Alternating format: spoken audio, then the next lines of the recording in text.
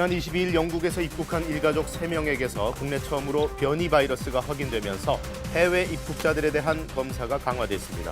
서울 동부구치소에서는 230여 명이 추가로 확진됐습니다. 정부가 코로나19 백신 3,600만 명분의 계약을 끝냈다고 밝혔습니다. 아스트라제네카와 코백스 퍼실리티를 통해 확보하는 백신은 내년 1분기에 도입되고 접종은 내년 2월 의료진과 요양시설 입소자부터 시작합니다. 변이 바이러스 확산으로 영국의 코로나19 하루 신규 확진자가 처음으로 4만 명을 넘어서며 최대치를 기록했습니다. 미 보건당국도 변이 바이러스의 미국 내 상륙 가능성을 배제하지 않는다고 밝혔습니다. 일본 미쓰비시 중공업의 한국 내 자산을 현금화하는 법원의 압류 명령 효력이 오늘 0시부터 시작됐습니다. 이로써 자산 매각이 가능해졌지만 미쓰비시 측의 법적 대응과 일본 정부의 반발이 예상됩니다. 전국 곳곳에 낮부터 비나 눈이 내린 뒤에 추워져서 내일 서울의 아침 기온이 영하 12도까지 떨어지겠습니다. 중부지방을 중심으로 초미세먼지 농도는 매우 나쁜 수준까지 지속됐습니다. 여러분 안녕하십니까? 화요일 아침 뉴스광장 시작하겠습니다. 국내 코로나19 신규 확진자가 어제 0시 기준으로 800명 조금 남짓 나왔습니다. 성탄 연휴 직후라서 검사량이 적었기 때문에 조금 준 것 같은데 문제는 그게 아닙니다. 지금 영국을 중심으로 번지고 있는 전파력 강한 변이 바이러스, 국내에서도 첫 사례가 확인이 됐죠. 관련 소식부터 자세히 들어보겠습니다. 김민지 기자가 연결돼 있습니다.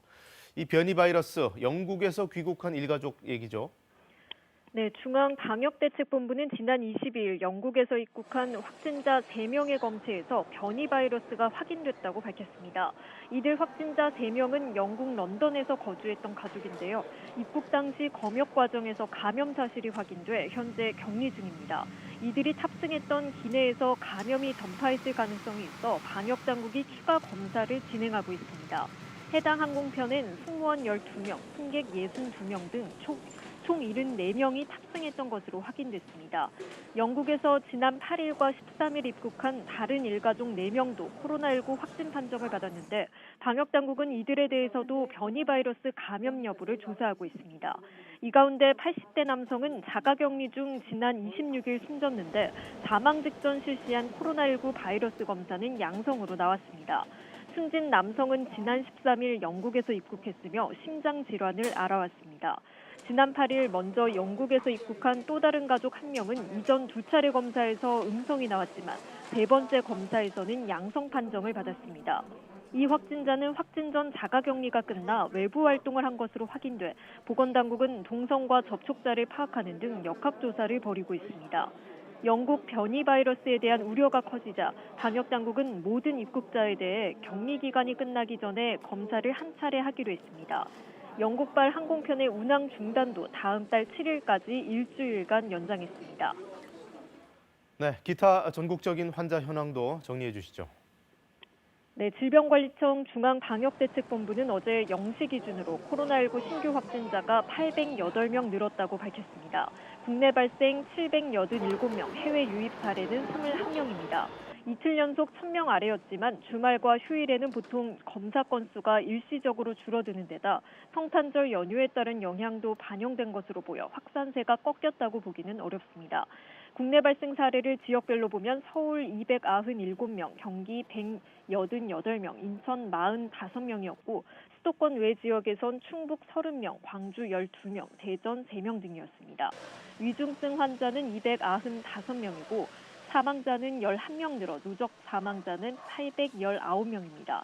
주요 감염 사례를 보면 서울 송파구 장애인 복지시설과 관련해 10명이 추가 확진돼 현재까지 총 10명이 확진됐고 경기 파주시 복지시설과 관련해선 누적 확진자가 총 35명으로 늘었습니다. 충북 괴산, 음성, 진천군 3개 병원 등 기존 집단 발병 사례의 규모도 커지고 있습니다. 지금까지 사회부에서 전해드렸습니다. 네, 서울 동부구치소의 집단 감염이 도무지 진정이 되질 않고 있나 봅니다. 3차 전수검사에서 또 230여 명이 확진 판정을 받았습니다. 감염된 수용자 일부는 다른 교도소로 이송되고 있습니다. 이재희 기자가 보도합니다. 서울 동부구치소에서 233명의 코로나19 추가 확진자가 발생했습니다. 수용자 1,600여 명을 대상으로 실시한 3차 전수검사 결과입니다. 아직 31명에 대해선 정확한 판정이 나오지 않았습니다. 법무부는 지난 1차 전수검사 뒤 잠복기에 있던 수용자들이 2차 전수검사에서 300명 가까이 추가로 양성 판정을 받은 점에 주목해 3차 전수검사를 실시했습니다. 동부구치소 확진자 가운데 증상이 없거나 경증인 수용자 345명은 어제 청송교도소로 알려진 경북 북부 제2교도소로 이송됐습니다. 동부구치소 내 밀집도를 낮춰 추가 확산을 막기 위한 조치입니다. 이송 과정 중 전염을 막기 위해 버스 운전자는 의료진이 착용하는 레벨 D 방호복을 입었고 수용자들에겐 KF94 마스크와 라텍스 장갑 등이 지급됐습니다. 비말을 통한 전파를 막기 위해 차량 난방 장치도 끄고 대신 수용자들에게 개인 난방용품을 나눠줬습니다. 청송교도소는 상대적으로 독거실이 많아 확진자들을 개별 수용하기 알맞다는 게 법무부의 설명입니다. 한편 애초에 전수검사 시기를 놓친 것이 대규모 확산의 빌미가 된 게 아니냐는 논란도 일고 있습니다. 지난달 27일부터 직원들을 중심으로 코로나19 감염이 이어졌는데 수용자들을 포함한 전수검사는 약 3주 뒤인 지난 18일에야 이뤄졌다는 겁니다. 확진자가 초기에는 직원과 그 직원의 가족 중심으로 발생을 했고 역학조사를 통해 가지고 이제 검사의 범위라든지 그런 것들을 정하는 상황이었습니다. 법무부 관계자는 수용자 중 확진자가 나온 지난 14일까지 방역당국이 전수검사 필요성은 낮다는 의견을 제시했으며 이후 법무부 제안으로 전수검사가 실시됐다고 밝혔습니다. KBS 뉴스 이재입니다. 네, 정부가 국제 백신 공동구매 프로젝트 이른바 코백스 퍼실리티를 통해 확보한 백신들을 내년 1분기부터 도입할 수 있도록 하겠다고 밝혔습니다. 가장 먼저 접종하게 될 대상도 의료진과 고령층 등으로 구체화했습니다. 보도에 최준혁 기자입니다. 국내 첫 접종은 내년 2월 국내에서 위탁 생산되는 아스트라제네카 백신으로 시작됩니다. 여기에 세계 백신 면역 연합 등이 운영하는 코백스 퍼실리티를 통해 확보하는 백신 일부도 내년 1분기부터 도입할 수 있게 추진 중입니다. 이렇게 되면 아스트라제네카 1,000만 명분, 얀센 화이자 등 모두 3,600만 명분 계약을 완료한 셈입니다. 남은 1,000만 명분인 모더나와는 계약을 앞두고 있습니다. 전 인구의 20% 물량을 공급하는 게 이제 코박스 퍼실리티의 목표였는데 그중에서 초기 대응이 필요한 물량 일부에 대해서는 가급적 1-4분기에 늦지 않게 공급을 시작하는 걸로. 가장 먼저 백신을 맞을 사람은 입원 환자와 중증 환자를 치료하는 의료진과 요양병원, 요양시설 등 집단시설에서 생활하는 노인들입니다. 100만 명 안팎입니다. 이어서 그 밖의 의료진, 65세 이상, 만성질환자 등의 우선 접종 대상자가 일반인보다 먼저 백신을 맞습니다. 정부는 백신 도입과 접종을 서둘러 늦어도 내년 10월 이전에 집단 면역을 형성할 수 있도록 추진하기로 했습니다. 코로나19 백신의 유통 특성에 따라 접종 방식도 달리합니다. 영하 70도 안팎의 초저온 냉동 유통이 필요한 화이자 백신은 100개에서 250개 정도의 별도 접종 센터가 마련됩니다. 냉동 유통과 보관을 위해 초저온 냉동고가 필요한데 내년 1분기 안에 250여 대를 갖출 예정입니다. 냉장 상태로 보관 유통이 가능한 백신은 기존의 위탁 의료기관을 통해 접종받을 수 있게 합니다.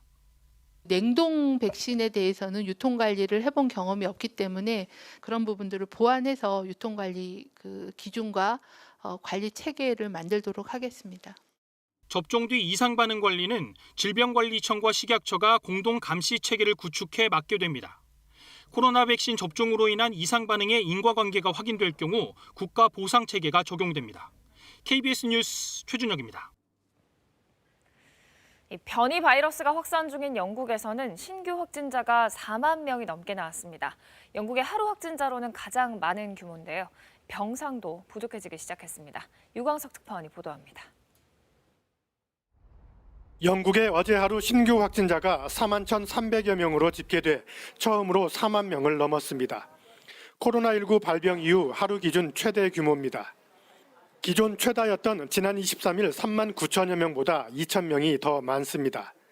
이에 따라 영국의 누적 확진자는 232만 9천여 명이 됐습니다. 사망자도 357명이 추가돼 누적 사망자는 7만 1천여 명으로 늘었습니다. 영국의 이 같은 확진자 급증은 전파력이 기존 바이러스보다 70% 강한 변이 바이러스 때문입니다. 확진자가 늘면서 수도 런던을 포함해 잉글랜드 전체 인구의 43%인 2,400만 명이 코로나 대응 최고 단계인 4단계의 적용을 받고 있습니다. 영국 의료 서비스에 주는 부담도 가중되고 있습니다. 지난 22일 기준 코로나19 입원 환자는 2만 1천여 명으로 사상 최고치에 근접해 병상이 부족한 병원도 나오기 시작했습니다. And you feel terrible and a sense of helplessness when you can't offload an ambulance because your emergency department is full. 변이 바이러스가 전 세계로 확산되는 가운데 세계보건기구는 변이를 발견하고 대처할 수 있도록 전 세계가 유전체 염기서열 정보 공유를 강화해야 한다고 강조했습니다. 거브레여수스 WHO 사무총장은 국가들이 효과적으로 바이러스를 찾고 검사할 때만 변이에 대처할 전략을 조절할 수 있다고 말했습니다. 베를린에서 KBS 뉴스 유광석입니다. 미국 보건당국도 이 변이 바이러스가 자국 내 상륙하지는 않을까 긴장하고 있습니다. 반면 공항에는 코로나 발생 이후 최대치로 사람들이 몰렸는데요. 백신 접종은 당초 계획보다는 더디게 이뤄지는 상황입니다. 워싱턴에서 금채령 특파원이 보도합니다. 초고속 작전팀의 백신 긴급 운송과 보급 노력에도 불구하고 연말까지 계획했던 2천만 명 백신 접종은 사실상 힘들 것으로 보입니다. 지금까지 배포된 백신은 모두 954만 회분, 백신을 맞은 사람은 195만 명 정도로 집계되고 있습니다. 전국 각지에서 올라온 통계가 미 질병통제예방센터 CDC로 취합되는데 시간이 걸리는 것을 감안해도 백신 접종자는 200만 명 정도로 추산됩니다. 미 보건당국은 내년 1월 첫째 주까지 백신 2천만 회분 보급을 목표로 접종을 진행하겠다는 입장을 밝혔습니다. 이에 따라 2,400만 명에 달하는 의료진과 요양원 입원 환자에 대한 백신 접종이 완료되는 시기는 내년 1월이 될 것으로 보입니다. 유럽 내 변이 바이러스 등장으로 미국 사회의 우려도 커진 가운데 미 보건당국은 현재 미국에서 발견되진 않았지만 가능성을 배제하진 않는다고 밝혔습니다. Well, we don't have proof that it's here, but we do suspect that it is likely here given the global interconnectedness. 이런 가운데 미국에선 성탄절 연휴 마지막 날인 27일에만 130만 명의 승객이 공항을 이용한 것으로 파악됐습니다. 코로나19 사태 발생 이후 최고 수치입니다.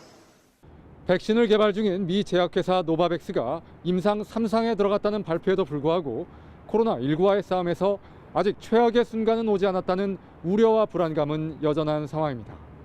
워싱턴에서 KBS 뉴스 금철영입니다. 네, 사건 사고입니다. 어젯밤 서울의 한 아파트에서 불이 나 주민 140여 명이 긴급 대피하는 소동이 벌어졌습니다. 네, 충북 청주에서는 상가에 불을 지르겠다고 협박한 남성이 경찰과 12시간 대치 끝에 붙잡혔습니다. 김민철 기자가 보도합니다. 아파트 내부에 시뻘건 화염이 치솟고 놀란 주민들이 서둘러 대피합니다. 어젯밤 9시쯤 서울 서대문구의 한 주상복합 아파트 1층에서 불이 나 1시간 반 만에 꺼졌습니다. 인명피해는 없었지만 주민 140여 명이 긴급 대피했고 아파트 내부와 집기 등이 타면서 소방서 추산 7,300만 원의 재산 피해가 났습니다. 소방당국은 방 안에서 불이 시작된 것으로 보고 있습니다. 어제 오후 4시 20분쯤엔 서울 동대문구의 한 빌라에서 불이 났습니다. 거동이 불편한 65살 김모 씨가 숨졌고 김 씨의 어머니인 92살 한모 씨가 화상을 입어 병원에서 치료 중입니다. 경찰과 소방당국은 김 씨의 방에서 불이 시작됐단 함 씨의 진술 등을 토대로 화재 원인을 조사하고 있습니다. 충북 청주 청원경찰서는 현주 건조물 방화 등의 혐의로 34살 A 씨를 체포했습니다. A 씨는 어제 오전 11시 10분쯤 청주시 율량동의 한 헬스장에 침입해 출입문과 유리창을 파손하고 인화성 물질을 뿌려 방화를 시도한 혐의를 받고 있습니다. 경찰은 12시간 넘는 대치 끝에 어젯밤 11시 30분쯤 건물 옥상에서 로프를 타고 내려가 창문으로 진입해 A 씨를 제압했습니다. KBS 뉴스 김민철입니다. 오늘 아침도 중부지방을 중심으로 미세먼지 농도가 높게 나타나고 있습니다. 이 낮부터는 찬바람이 불면서 먼지가 남쪽으로 밀려나는데 대신 날이 추워지겠죠.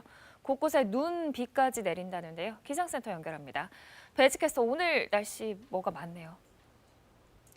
네, 오늘은 미세먼지의 추위, 또 눈비 소식까지 들어 있습니다. 하나하나 설명해 드리겠습니다.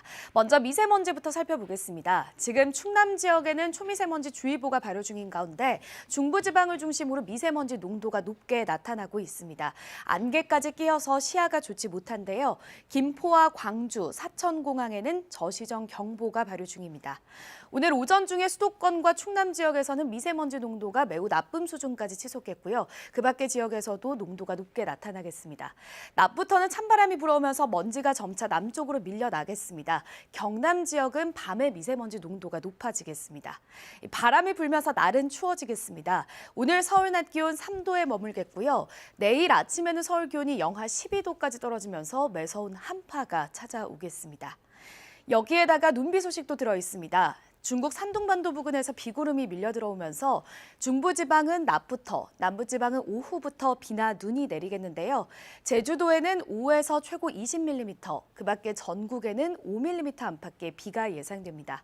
또 일부 지역은 눈으로 바뀌어 내리겠습니다. 강원 지역과 충북 지역, 또 경북 내륙 지역과 전북 동부 내륙 지역에서는 최고 5cm 정도의 눈이 쌓이겠고요. 그 밖의 지역에는 1cm 안팎의 눈 소식이 들어 있습니다. 오늘 낮 기온은 서울이 3도, 강릉 8도, 대전 6도, 대구 10도에 머물면서 어제보다 4도에서 7도가량 기온이 낮겠습니다. 바다의 물결은 동해와 제주해상, 또 남해상에서 최고 4m까지 높게 일겠고요. 서해상에서도 물결이 높게 일겠습니다. 당분간 강추위가 이어지는 만큼 건강관리 잘해주셔야겠습니다. 날씨 전해드렸습니다. 일제 강제노역 피해자들에 대한 대법원의 손해배상 판결에도 불구하고 피고 측인 일본 미쓰비시 중공업은 2년 넘게 꿈쩍도 하지 않고 있죠. 결국 한국에 있는 그 기업의 자산을 강제로 현금화하는 압류 명령의 효력이 오늘 영시를 기해서 발생했습니다. 보도에 김호 기자입니다. 2012년 10월 양금덕 할머니 등 일제 강제노역 피해자들은 일본 미쓰비시 중공업을 상대로 손해배상 소송을 냈습니다. 6년 후인 2018년 대법원은 한 사람의 1억 원에서 1억 5천만 원의 위자료를 지급하라고 판결했지만 미쓰비시 측은 지금까지도 아무런 반응을 않고 있습니다. 미쓰비시 측은 법원의 압류 명령도 무시했지만 오늘 0시부터 공시송달 효력이 발생해 압류가 가능해졌습니다. 법원이 소송 당사자에게 관련 서류가 전달됐는지 확인이 어려운 경우 일정 기간 공고를 통해 전달된 것으로 간주하는 겁니다. 한국 내 미쓰비시 중공업의 특허권과 상표권을 압류해달라고 신청한 사람은 양금덕 할머니 등 피해자 4명, 채권액은 총 8억 400만 원입니다. 이 공시송달 효력이 발생하면 특별 현금화 명령이라는 결정을 내리게 됩니다. 앞으로는 이 특허권과 상표권을 시중에 내다 파는 통상 말하는 경매 절차가 진행된다고 보시면 됩니다. 하지만 미쓰비시 측이 자산 매각에 반발해 법적 대응에 나설 가능성도 있습니다. 일본 미쓰비시 등 개별 기업의 대응을 일본 정부가 앞장서서 지금 방해하고 있는데 자신들이 저지른 지난날의 과오를 깨끗이 인정하는 방법 위에는 없을 것 같습니다. 법원의 실제 자산 매각 여부에 따라서는 일본 정부의 반발 등 한일 두 나라 사이 또 한 번의 외교적 충돌이 불가피해질 것으로 전망됩니다. KBS 뉴스 김호입니다. 공수처장 최종 후보로 김진욱 헌법재판소 선임연구관과 이건리 국민권익위원회 부위원장이 추천됐습니다. 대통령이 그 가운데 한 명을 지명하게 될 텐데요. 어떤 인물들인지 신지혜 기자가 전해드립니다. 초대 공수처장 후보로 김진욱 헌법재판소 선임연구관과 이건리 국민권익위 부위원장이 추천됐습니다. 김진욱 연구관은 판사와 변호사, 그리고 조폐공사 파업 유도 사건 특검의 수사관을 거쳤습니다. 이건리 부위원장은 검사장 출신으로 변호사와 5.18 특조위 위원장을 지냈습니다. 1차 투표에서 김진욱 연구관이 5명의 동의를 얻었고 이어진 2차 투표에서 이건리 부위원장이 5표를 얻어 최종 후보로 확정됐습니다. 검사 출신이 포함돼야 한다는 국민의힘 측 주장이 고려되면서 전현정 변호사는 표를 얻지 못했던 거로 알려졌습니다. 국민의힘 측 위원 2명은 표결 직전 퇴장했습니다.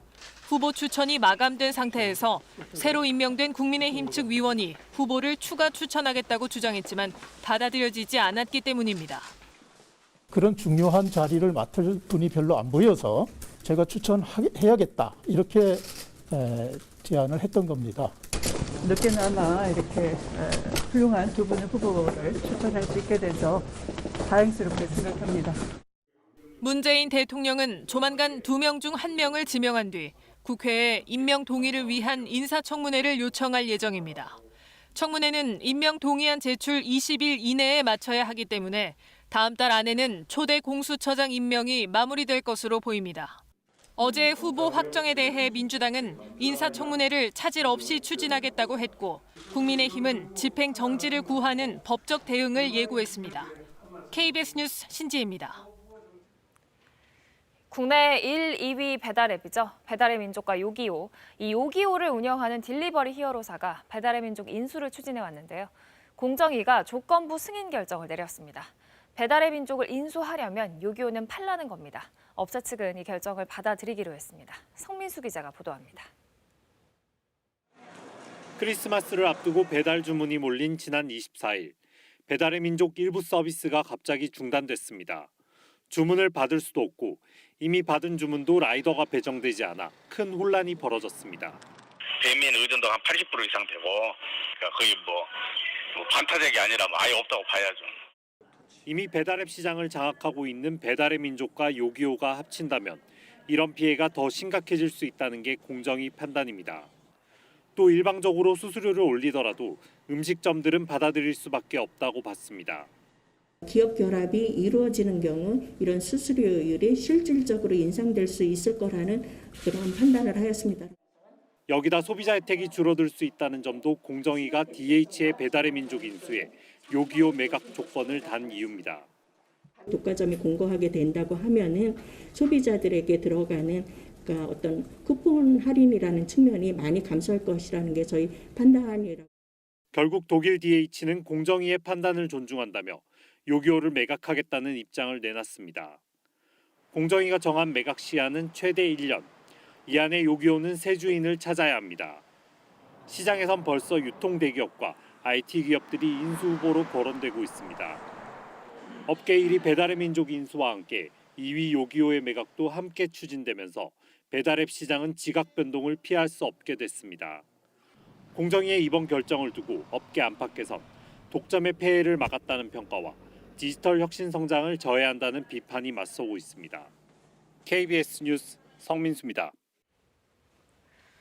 최근 전기차 보급이 빠르게 늘고 있는데요. 동시에 화재에 대한 불안감도 커지고 있습니다. 실험을 해보니까 일반 소화기로는 불길을 잡지 못하는 걸로 확인됐는데요. 김유대 기자 보도로 자세히 보시죠. 주차장 벽에 충돌한 전기차에서 불길이 치솟습니다. 출동한 소방대가 이 불을 끄는데 걸린 시간만 거의 1시간. 전기차 화재 진압이 이렇게 어려운 이유가 뭘까? 전기차 배터리로 실험을 해봤습니다. 배터리 온도를 계속 올린 지 1시간. 표면이 부풀고 하얀 가스가 피어오르더니 불기둥이 솟아오릅니다. 먼저 일반 분말 소화기로 화재 진압을 시도했습니다. 불이 꺼지는가 싶더니 15초 만에 불길이 살아나면서 곧바로 다시 화염이 솟구칩니다. 소화기 한 통을 더 뿌려봐도 소용이 없습니다. 불꽃이 다시 살아났고 2차, 3차로 다시 분말 소화기로 진압을 하였으나 다시 불꽃이 살아나요. 전기차에 쓰이는 리튬이온 배터리의 열폭주 현상 때문입니다. 처음 불이 난 배터리가 주변 배터리 온도를 급상승시키며 연쇄 폭발하는 겁니다. 리튬이온 배터리 안에서 발생되고 있는 급격한 열 전달 또는 열 상승을 막을 수 있는 냉각 소화의 효과는 하나도 없습니다. 이번엔 물을 뿌려봤습니다. 곧 불길이 잡히고 다시 살아나지도 않습니다. 소화기로 끈 이쪽 배터리는 형체를 알아보기 어려울 정도로 완전히 타버린 반면 물로 끈 배터리는 상대적으로 덜 탄 모습을 볼 수 있습니다. 배터리의 온도를 낮춰서 더 이상 다음 배터리, 그 다음 배터리로 화재가 전파되는 걸 막는 냉각 소화가 주요한 방법이 되겠습니다. 다만 이때도 상당한 양의 물이 필요하다는 게 문제입니다. 이번 실험에서 사용한 배터리는 6개에 불과했지만 실제 전기차에는 300개 가까이 들어가기 때문입니다. 해외에선 아예 불이 난 전기차를 통째로 물탱크에 빠뜨려 진화할 정도입니다. 이 때문에 전기차 업체들도 화재 원인 규명과 해법 찾기에 골몰하고 있습니다. 그러나 현재로선 전기차에 불이 나면 운전자는 진압을 시도하기보단 빨리 대피하는 게 최선입니다. KBS 뉴스 김유대입니다. 요즘같이 어려운 시기에 이걸 이용해서 사기를 치는 사람들도 있습니다. 코로나19 여파로 처리하지 못한 대량의 산업 고철을 급하게 판다고 속여서 1억 6천만 원을 가로챈 범죄인데요. 주아랑 기자가 보도합니다. 울산에서 작은 고물상을 운영하고 있는 A씨. 지난 23일 자신을 국내 모 대기업 과장이라고 밝힌 남성으로부터 한 통의 전화를 받았습니다. 코로나19의 여파로 알루미늄 고철 50톤가량을 팔지 못해 급하게 처리해야 하는데 매입할 수 있겠냐는 것이었습니다. A씨는 큰 돈을 벌 수 있겠다는 생각에 지인에게 돈을 빌려 8천여만 원을 보냈고 이후 45톤의 추가 물량을 받기로 하고 7천여만 원을 더 송금했습니다. 하지만 A씨가 받았던 대기업 명함과 사업자 등록증, 세금 계산서, 그리고 물류 기사들의 전화번호까지 모두 가짜였습니다. 코로나 상황 어려운데 돈 한 푼 벌어보려고 지인들한테 돈 1억 6천만 원까지 빌려가요. 하늘이 무너지는 기분이고. 코로나 상황을 악용한 이런 비대면 범죄는 계속되고 있습니다. 실제로 지난해와 올해 범죄 발생 현황을 비교해보면 강도, 폭력과 같은 대면 범죄는 줄었지만 사기, 메신저 피싱과 같은 비대면 범죄는 오히려 증가했습니다. 지나치게 값이 싼 상품은 사기를 의심해 볼 필요가 있고 가능한 검증된 사이트 또는 안전결제 서비스를 이용하실 것을 당부드립니다. 경찰은 대기업 직원을 사칭한 남성의 행방을 쫓는 등 조사를 벌이고 있습니다. KBS 뉴스 주아랑입니다. 어제에 이어서 오늘도 공기가 탁합니다. 지금 충남 지역에는 초미세먼지 주의보가 발효 중인 가운데 중부지방을 중심으로 공기가 탁한데요. 광주와 또 김포공항, 사천공항에는 저시정 경보도 발효 중입니다. 오늘 오전에 수도권과 충남 지역에서는 초미세먼지 농도가 매우 나쁨 수준까지 치솟겠습니다. 낮부터는 바람이 불면서 점차 먼지가 남쪽으로 이동할 텐데요. 경남 지역은 밤에 미세먼지 농도가 높아지겠습니다. 이렇게 바람이 불면서 날은 추워지겠습니다. 오늘 서울의 낮 기온 3도에 머물겠고요. 내일 아침에는 서울 기온 영하 12도까지 떨어지면서 매서운 새밑 한파가 찾아오겠습니다.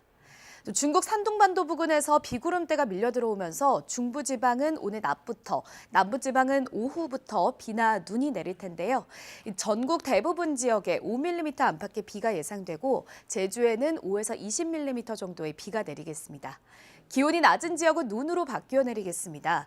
강원과 충북, 또 경북 내륙 지역과 전북 동부 내륙 지역에서는 1에서 최고 5cm, 그 밖의 지역은 1cm 안팎의 눈이 쌓이겠습니다. 오늘 낮 기온은 서울이 3도, 강릉 8도, 대전 6도, 광주 9도, 부산 15도로 어제보다 4도에서 7도가량 기온이 낮겠고요. 찬바람이 불면서 체감온도는 이보다 조금 더 낮겠습니다. 바다의 물결은 모든 해상에서 4에서 5m까지 거세게 일겠습니다. 날씨 전해드렸습니다. 영국을 중심으로 유행하고 있는 코로나19 변이 바이러스가 국내에도 들어온 것으로 결국 확인됐습니다. 런던에 거주하다가 귀국한 일가족 4명 중 3명에게서 그 바이러스가 나왔는데요. 기존의 코로나 바이러스보다 전파력이 50에서 70% 정도 더 강한 바이러스입니다. 김민혁 기자가 보도합니다. 영국에 거주하던 일가족 4명은 지난 22일 인천공항을 통해 입국했습니다. 영국발 항공편 운항을 금지한 23일보다 하루 앞선 날입니다. 국내 입국 절차에 따라 공항에서 곧바로 검사를 받았고 4명 모두 확진 판정을 받아 격리됐습니다. 그런데 이들에 대한 유전자 분석 결과 4명 중 3명이 영국에서 유행하고 있는 변이 바이러스와 일치한다는 결과가 나왔습니다. 통상 바이러스 표면에 돌출된 부위, 스파이크 단백질의 일부가 우리 인체의 세포와 결합하는데 이 부위에 변이가 발생해 결합력을 더 키운다는 게 이번 바이러스의 특징입니다. 영국 정부는 이 변이 바이러스의 전파력이 기존에 비해 빠르다고 평가했고 WHO도 감시 강화를 권고했습니다. 감염자 2명은 미성년자인 자녀들, 1명은 이들의 부모로 확인됐습니다. 현재 이들 가족은 발열 등의 증상을 보이는 것으로 전해졌는데 입국 즉시 격리됐기 때문에 지역사회 노출 가능성은 크지 않습니다. 그러나 이들 가족이 타고 온 항공기 내에서 추가 전파가 일어났을 가능성이 거론됩니다. 함께 탑승한 승무원 12명은 음성 판정을 받았지만 추가 역학조사가 진행 중입니다. 기내 전파와 관련해서는 입국 당시에 양성으로 확인이 되었기 때문에 기내에서 전염력이 있었을 가능성이 있는 상황입니다. 다만 동승객 등 해외 입국자 모두는 입국 후 시설 격리 또는 자가 격리에 들어가고 3일 내 진단 검사가 또 이뤄지기 때문에 기본적인 방역 막내 관리가 이뤄지고 있다고 설명했습니다. 방역 당국은 국내에 변이 바이러스가 전파될 경우 영국처럼 감염이 확산하는 상황이 발생할 수 있다고 보고 확산 차단에 주력하고 있습니다. KBS 뉴스 김민혁입니다. 이 변이 바이러스는 지금 유럽은 물론 북미, 아시아에서도 빠르게 확산하고 있습니다. 우리 정부는 일단 영국에서 들어오는 항공기들의 운항 중단 기간을 연장했고요. 또 국적과 상관없이 국내로 들어오는 모든 입국자들에 대해 2차례, 그러니까 입국 직후와 격리 해제 직전 이렇게 2번 중복해서 검사를 실시하기로 했습니다. 이효연 기자입니다. 영국에서 들어오는 항공기의 운항 중단 기간은 연말까지 해서 내년 1월 7일로 연장됐습니다. 향후 상황에 따라 더 길어질 수 있습니다. 영국 외 다른 나라에서 들어오는 내외국인에 대한 검역도 강화됩니다. 모든 해외 입국자들은 자가격리와 함께 입국 후 3일 내에 진단검사를 받도록 돼 있습니다. 여기에 더해 14일 뒤 자가격리가 해제될 때에도 한 차례 더 검사를 받아야 합니다. 최종 음성일 경우에만 격리가 해제됩니다. 외국에서 들어오는 것이기 때문에 우리가 지금 하고 있는 입국자들 중에 확진자를 찾아내고 염기서열 분석을 하는 거, 이것이 지금 최대한의 방역이라고 볼 수가 있고요. 또 경유자를 포함한 영국과 남아 공발 모든 입국자는 PCR 음성 확인서를 의무적으로 내야 합니다. 예외적인 경우 말고는 신규 비자 발급도 중단됩니다. 변이 바이러스가 이미 유입된 일본에선 외국인의 신규 유입 자체를 아예 막았습니다. 우리도 더 강한 대책이 필요한 것 아니냐는 지적에 대해 방역당국은 해외 유입 사례는 관리망 안에 있다는 입장입니다. 우리나라에서는 모든 해외 입국자에 대한 기본적인 그런 지역사회로의 유입을 차단하는 조치는 진행을 하고 있는 상황입니다. 하지만 이전에는 자가격리 해제 시점에서 증상이 없을 경우 진단검사를 받지 않은 사례도 있었기 때문에 이미 변이 바이러스가 유입됐을 가능성도 제기되고 있습니다. 이미 입국이 되어 있는데 그 사이에 경증이거나 무증상의 상태로 발병을 했다면 격리 해제 시점에는 인지가 되지 않았었을 수도 있어요.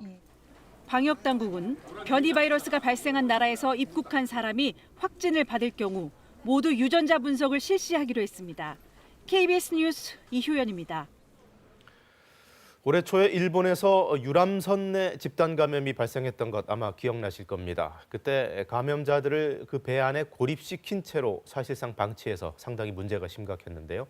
지금 국내 요양병원들, 집단 감염이 발생한 요양시설들이 그런 상황이나 마찬가지라고 호소하고 있습니다. 지금까지 170명의 확진자가 나온 서울 구로구의 요양병원 의료진을 이유민 기자가 화상으로 인터뷰했습니다. 이 병원에선 첫 확진자가 나온 지 보름도 안 돼 확진자가 170명을 넘었습니다. 병원 의사인 최희찬 씨도 2주째 격리 중입니다. 요양병 특성상 1인실에 격리가 될 수가 없는 상황이기 때문에 저희가 매회 검사를 진행할 때마다 확진자가 수십 명씩 나오고 있는 실정입니다. 어제 새벽 병상을 기다리던 80대 확진자 한 명이 또 숨졌습니다. 벌써 8명째입니다. 옮길 병상을 기다리는 확진자가 아직도 43명이나 남아 있습니다. 결국에는 병상 배정을 빨리 해서 환자분들을 빼내주고 음성 환자 관리를 잘 해야지만이 포트 격리된 요양병원에서 추가적으로 감염되고 또 추가적으로 돌아가시는 분을 막을 수가 있어요. 100명 가까이 있던 간병인이 나가면서 남은 간호사들도 이젠 한계 상황에 몰렸습니다. 기저귀를 갈고 이런 것들을 다 하셔야 하기 때문에 2명의 간호사 선생님들 쓰러지셨고 또 7명의 간호사가 확진되어서 사명감 하나로 버티고 계시고 있습니다. 현재 상황은 승객을 가둬둔 채 700명 넘는 확진자가 나왔던 일본 유람선 같은 상황이라며 환자를 빨리 빼내 치료할 수 있도록 긴급 지원이 필요하다고 호소합니다. 한 병원에서 사망자만 어쨌든 32명이 나왔지 않습니까? 저희 병원도 사망자가 이제 곧 있으면 10명대에 이르고 유람선 상황하고 비슷하지 않나요? 환자분들 포트 격리를 묶어놓고 포기하지 마시고 이분들을 빨리빨리 빼서 치료를 하면 제대로 된 치료를 받으면 적어도 절반 이상은 사실 수 있다고. 30명이 넘게 숨진 부천의 요양병원에서도 의료진 10명이 확진된 상태에서 다른 확진 환자들을 살피는 등 사투를 벌이고 있습니다. KBS 뉴스 이유민입니다. 사람이 쾌적한 환경에서 살 권리, 법으로도 정해져 있는데요. 열악한 주거 환경에 놓인 이들에게 법은 그냥 법일 뿐이겠죠. 낡고 오래된 집은 그 자체가 위험할 뿐 아니라 특히 우리 아이들 건강까지 위협하는데요. 주거 빈곤에 처한 아동의 실태, 이수민 기자가 취재했습니다. 곳곳이 깨져 울퉁불퉁한 바닥. 서랍장은 벽돌을 괴어 겨우 세워뒀습니다. 유치원생부터 고등학생까지 5명의 아이와 할머니, 할아버지까지 7명이 사는 집. 거실 바닥을 받치는 나무가 썩어 내려앉고 있는데 바닥이 깨지면서 보일러 열선까지 드러났습니다. 이게 다 보일러 선인데. 이러면은 이게 떨어지면 이게 애들 화상이 그게 제일 걱정이에요. 깨진 바닥에서 올라오는 벌레도 아이들을 괴롭히지만 어려운 형편에 이사는 엄두도 못 냅니다. 조금 깨끗한 방, 벌레 안 나오고 하는 방, 이제 그런 걸 원하긴 하는데 참 부모로서 좀 애들한테 그런 거 불편 없이 그렇게 해줘야 되는데 이사를 하려고 해도 이제 식구도 많다 보니까. 우리 법은 사람이 쾌적하게 살 수 있는 최소한의 환경을 정해놨습니다.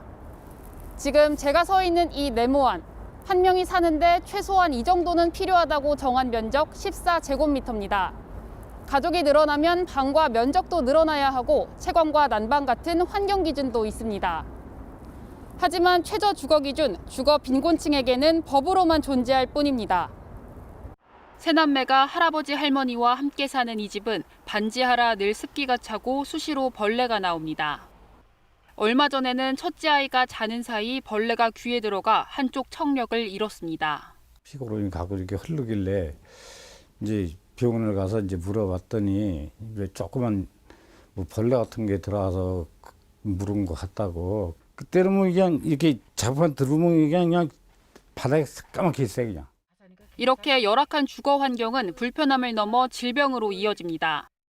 서울시가 만 18세 이하 아동이 있는 주거 취약 가구를 조사했더니 75% 이상이 주거 환경 때문에 아이에게 질병이 생겼다고 답했습니다. 주로 비염 등 호흡기 질환과 아토피 등 피부 질환 등이었습니다. 아동 주거 문제는 다른 문제보다도 먼저 저는 좀 해결이 되어야 된다고 보는 것이 이게 그 아이의 평생의 기회를 좌우해요.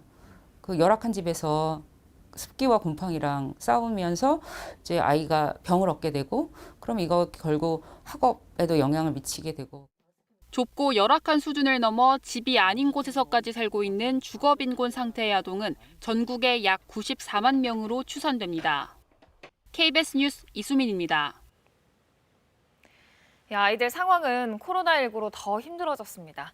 취약계층 아동일수록 집에 있는 시간이 길다는 건 실제 조사로도 밝혀졌는데 이마저도 이제는 혼자 있어야 됩니다. 경제 사정이 더 어려워지면서 보호자는 일이 있다면 나가지 않을 수 없는 건데요. 이어서 조혜진 기자가 보도합니다. 반지하 단칸방에 딸린 좁은 부엌. 난방조차 들어오지 않아 작은 전기난로의 온기가 전부입니다. 이제 15살인 철수.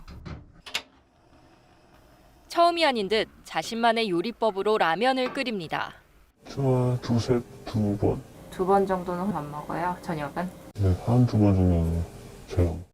초록우산 어린이재단 조사 결과 코로나19 이후 주거 빈곤 상태인 아동 2명 중 1명은 낮에 보호자 없이 집에서 시간을 보내는 것으로 나타났습니다. 철수도 엄마가 일을 가면 혼자 집을 지킵니다. 닦아도 끝이 없는 장판 밑의 습기로 집안 곳곳에는 곰팡이가 피었고 화장실은 허리를 다 펼 수조차 없습니다. 그런 집에서 할 수 있는 건 게임이나 휴대폰뿐. 공부를 하려고 해도 학원을 다니지 않는 철수 혼자서는 내용을 따라가기가 벅찹니다. 제대로 제가 모르는 부분 말할 수 있고 선생님이 찍기는 한데 이게 또 다 정해져 있다고요. 이런 철수가 안타깝지만 엄마도 어떻게 할 방법이 없습니다. 철수 어머니 역시 올해 초 일하던 식당이 폐업하면서 아르바이트를 전전하고 있기 때문입니다. 지금 그 가릴 때가 아니라 좀 만약에 일이 들어오면 야간도 괜찮고 오전도 괜찮고 오후도 괜찮고 뭐든지 다. 수입은 코로나 이전보다 절반으로 줄어 월 50만 원 정도가 전부입니다. 월세 28만 원이 밀리고 밀려 보증금 200만 원은 이미 날렸습니다.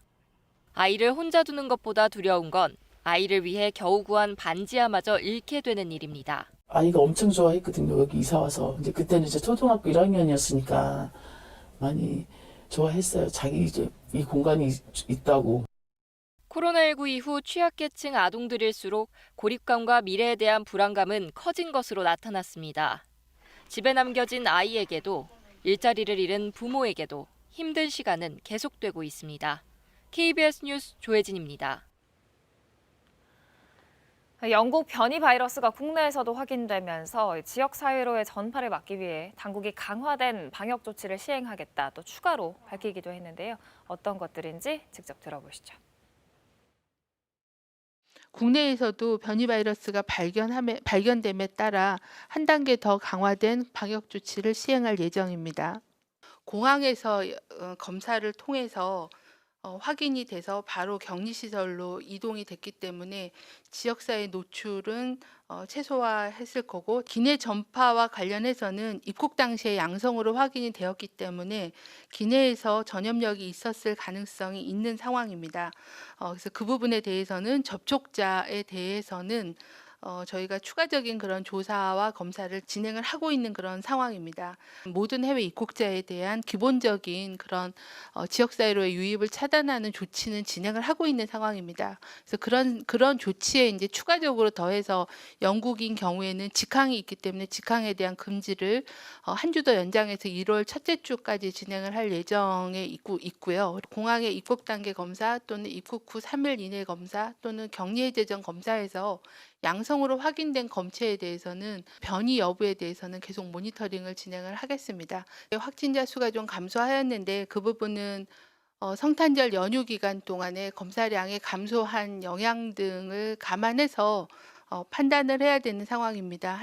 저희가 주간 단위로 환자 수의 증가를 보면 최근 몇 주간은 30%대의 증가율을 보였으나 지난주에는 한 7%대로 증가율이 약간 둔화된 상태이긴 하지만 여전히 지역사회 감염 위험도는 높은 상황입니다. 현재 1분기부터 물량이 들어오는 걸로 예정이 되어 있습니다. 접종이 완료되는 시점에 대해서는 이것도 이제 공급 시기하고 맞물려져 있지만 저희가 2, 3분기에 확보되는 물량이 상당수가 있습니다. 그래서 저희 계획은 적어도 3분기 정도까지는 우선순위에 있는 접종 대상자에 대한 접종을 완료하는 것을 목표로 준비를 하고 있는 그런 상황입니다. 현재 그 아스트라제네카 백신인 경우에는 그 고령자를 대상으로 한 임상 시험이 계속 진행 중에 있고 어느 정도 효과가 있다라는 그런 소식을 듣고 있습니다. 아마 이제 영국이나 EU에서 최종 허가 승인이 이제 날 예정이고 그런 과정 중에서 이런 세부적인 그런 내용들이 검토될 걸로 보고 있습니다. 코로나19 관련 국제 소식 전해드립니다. 미국과 유럽연합 등에서 코로나19 백신 접종이 시작된 가운데 접종 사실을 증명하고 국가 간의 출입국에 활용하는 백신 여권을 개발하는 작업 역시 본격화되고 있습니다. 코로나19 백신 보급이 개시되면서 몇몇 기업과 글로벌 단체들이 백신 여권 개발에 속도를 내고 있다고 미국 CNN 등 외신들이 보도했습니다.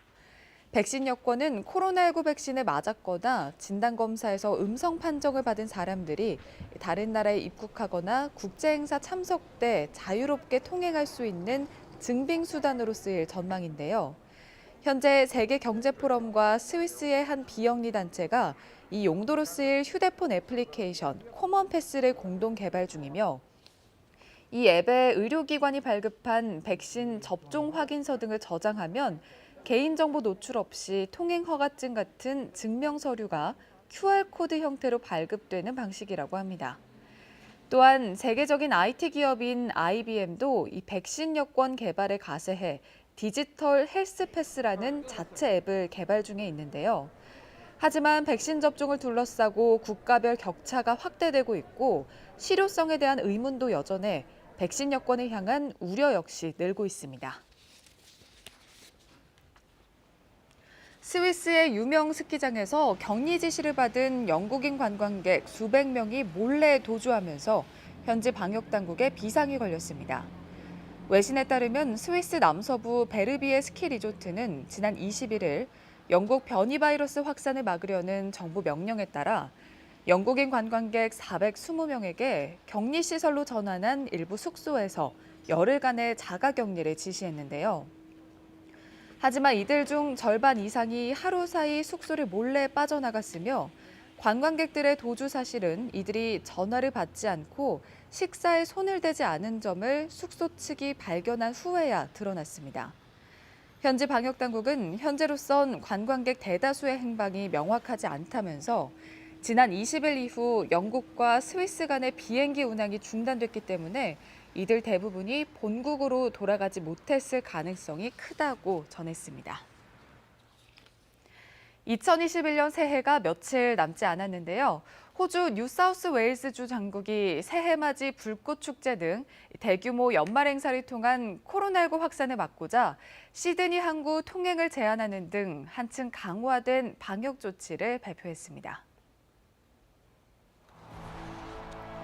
호주 뉴사우스웨일스주가 새해맞이 불꽃축제 당일 시드니 항구 주변 통행을 엄격히 제한하겠다며 올해는 집에서 TV로 관람해주기를 권고했습니다.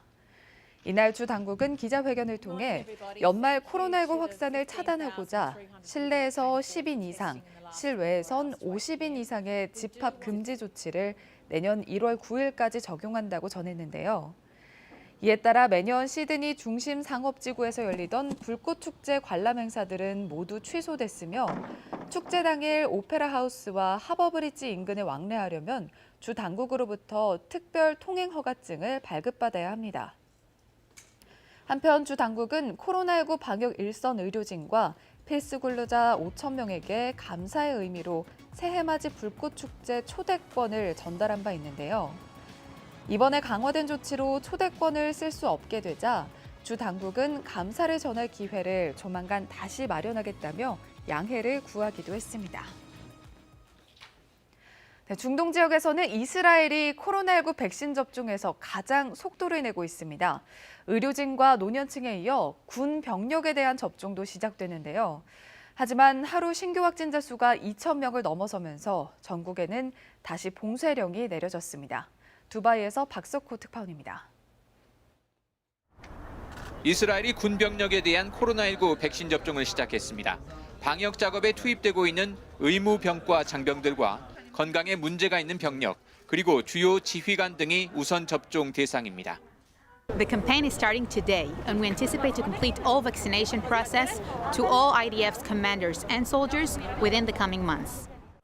이스라엘은 지난 20일부터 의료진과 노년층에 대한 화이자 백신 접종을 시작해 지금까지 37만 9천 명에 대한 1차 접종을 마쳤습니다. 이런 가운데 75세 남성 1명은 백신 접종 2시간 후 심장마비로 숨졌다고 예루살렘 포스트 등이 전했습니다. 이스라엘 보건당국은 이 남성이 과거에도 심장마비를 겪은 적이 있다며 백신 접종으로 인한 사망은 아닌 것으로 보이지만 사망 원인은 철저히 조사하겠다고 밝혔습니다. 이스라엘은 이처럼 백신 접종에 속도를 내고 있지만 어제 하루 신규 확진자가 2,500여 명에 이르는 등 코로나19 확산세는 계속되고 있습니다. 이에 따라 이스라엘 전역에 27일부터 세 번째 봉쇄령이 내려져 필수 업종을 제외한 상점은 2주간 영업을 할 수 없게 됐습니다.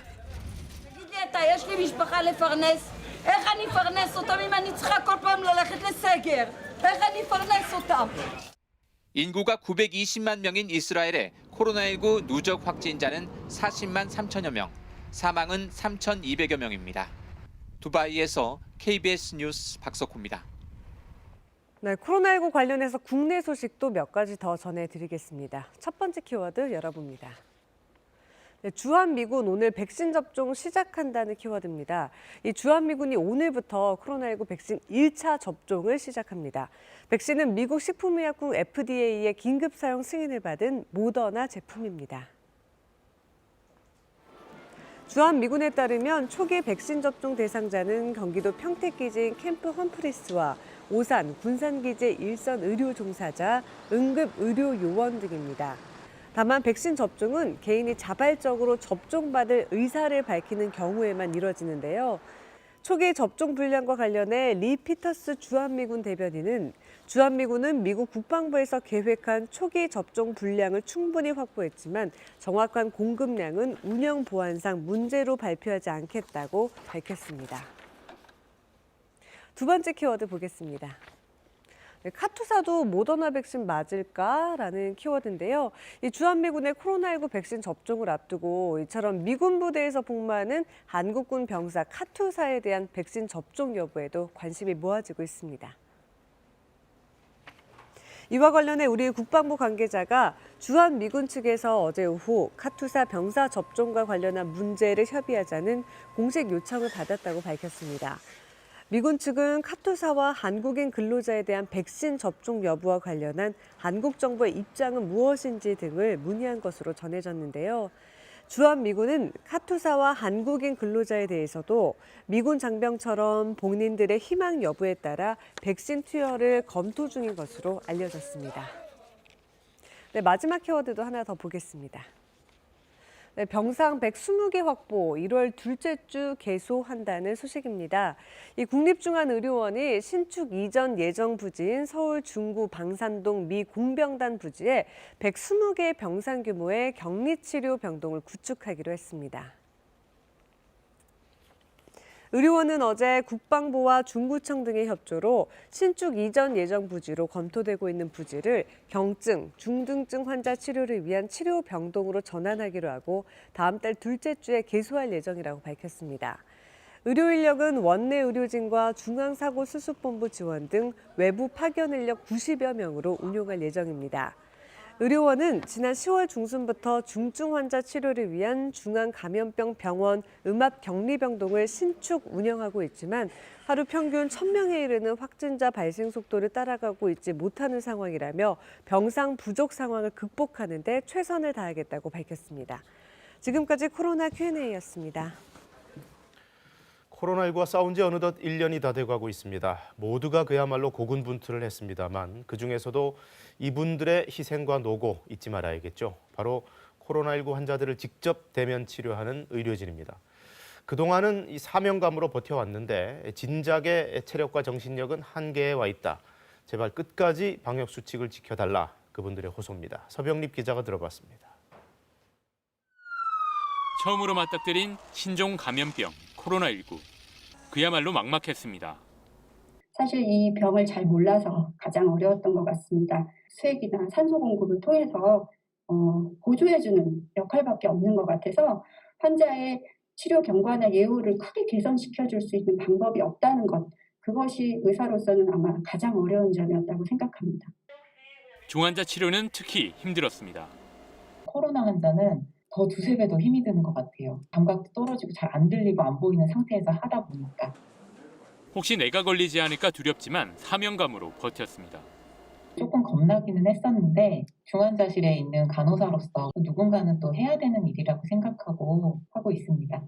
두려움도 있었지만 어떻게 보호하는지, 어떻게 전파되는지에 대해서 이제 경각심을 갖고 진료를 열심히 보고 있습니다. 육체적 피로는 이미 한계에 달했습니다. 힘들다고 얘기하는 게 차마 말이 안 나와서 말을 못하고 있는 면도 있을 거라고 생각이 드는데 근무를 하고 이제 나올 때 보면은 많이 좀 힘들어 보입니다. 환자가 숨졌을 때 가장 견디기 힘든 순간입니다. 거의 대부분 이제 임종하거나 아니면 예후가 너무 안 좋아지는 상황을 많이 볼 때, 그럴 때 좀 너무 힘들더라고요.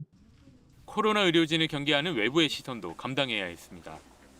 치과 같은 데를 좀 이제 진료를 보려고 해도 거기서 이제 인천의료원 중환자실에서 근무한다 그러면 이제 진료를 거부당하기도 하고 반가워하시는 분들은 단 한 분도 없더라고요. 그래도 의료 현장을 지키는 건 환자를 치료하며 느끼는 보람, 기쁨 때문입니다. 오늘 밤을 넘기기 어려우실 것도 같습니다. 보호자분들한테 이렇게 안 좋은 얘기를 해야 될 때가 많이 있었는데 그럼에도 불구하고 환자분이 이제 좋아져가지고 나갈 때에는 정말 제가 해드린 건 별로 없는 것 같지만 아무튼 너무 제가 감사합니다. 국민에게 해주고 싶은 말은 딱 한 가지입니다. 내 가족이 이제 걸릴 수 있다라는 생각으로 방역 수칙을 좀 잘 지켜주셨으면 좋겠습니다. 방역 수칙 준수와 거리 두기를 철저히 지켜주신다면 머지않아 코로나19도 종식될 것이고요. 마지막으로 이제 국민 여러분 화이팅! KBS 뉴스 서병립입니다. 네, 다음 소식입니다. 고병원성 조류 인플루엔자도 국내 확산 속도가 점점 빨라지는 모양새입니다. 한 달 동안 전국 농장 29곳에서 고병원성 AI가 잇따랐는데 특히 최근 일주일 사이에 집중적으로 발생했습니다. 이지은 기자가 취재했습니다. 장을 보러 온 소비자들이 닭과 오리고기 가격을 살핍니다. 조류 인플루엔자 확산 소식에 가격이 오를까 걱정스럽습니다. 하지만 이달 닭고기와 달걀의 평균 소비자 가격은 평년과 비슷하고 오리고기만 10% 정도 올랐습니다. 아직은 잘 모르겠는데 이제 조금 생기지 않을까 싶기도 해요. 아무래도 좀 폐기 처분하고 하면 좀 비싸지더라고 항상 보면. 지난달 전북 정읍 오리농장에서 올 들어 처음 발생한 고병원성 AI는 한 달 새 전국 30개 농장 가까이로 확대됐습니다. 특히 3분의 1가량이 최근 일주일간 집중 발생해 확산 속도가 빨라지는 모양새입니다. 하지만 급격한 가금류 가격 인상은 없을 것으로 보입니다. 3천만 마리가 처분돼 달걀값이 2배로 폭등했던 4년 전과 비교하면 공급 여력이 충분하다는 게 정부의 설명입니다. 농장 간 수평 감염이 발견되지 않아 대규모 처분이 없었고 코로나19의 영향으로 식당에서 닭, 오리고기 판매가 줄어 재고가 넉넉히 남아있기 때문입니다. 한 군데 발생하면 그 지역이 또 싹 발생하고 포도송이 같이 이렇게 주렁주렁 발생을 했었는데 올해는 지금 그런 양상은 전혀 보이지 않고 전국적으로 산발적으로 농장단이 하나씩 이렇게 발생하잖아요. 그런 것들이 이제 전혀 다른 거죠. 다만 방역 수칙 위반이 수평 감염을 일으킬 수 있는 만큼 정부는 위반 농가에 과태료를 부과하는 등 방역 의무를 더 강화하기로 했습니다. KBS 뉴스 이지은입니다. 중견기업이 하청업체를 대상으로 대금을 부당하게 깎았다는 주장이 제보로 들어왔습니다.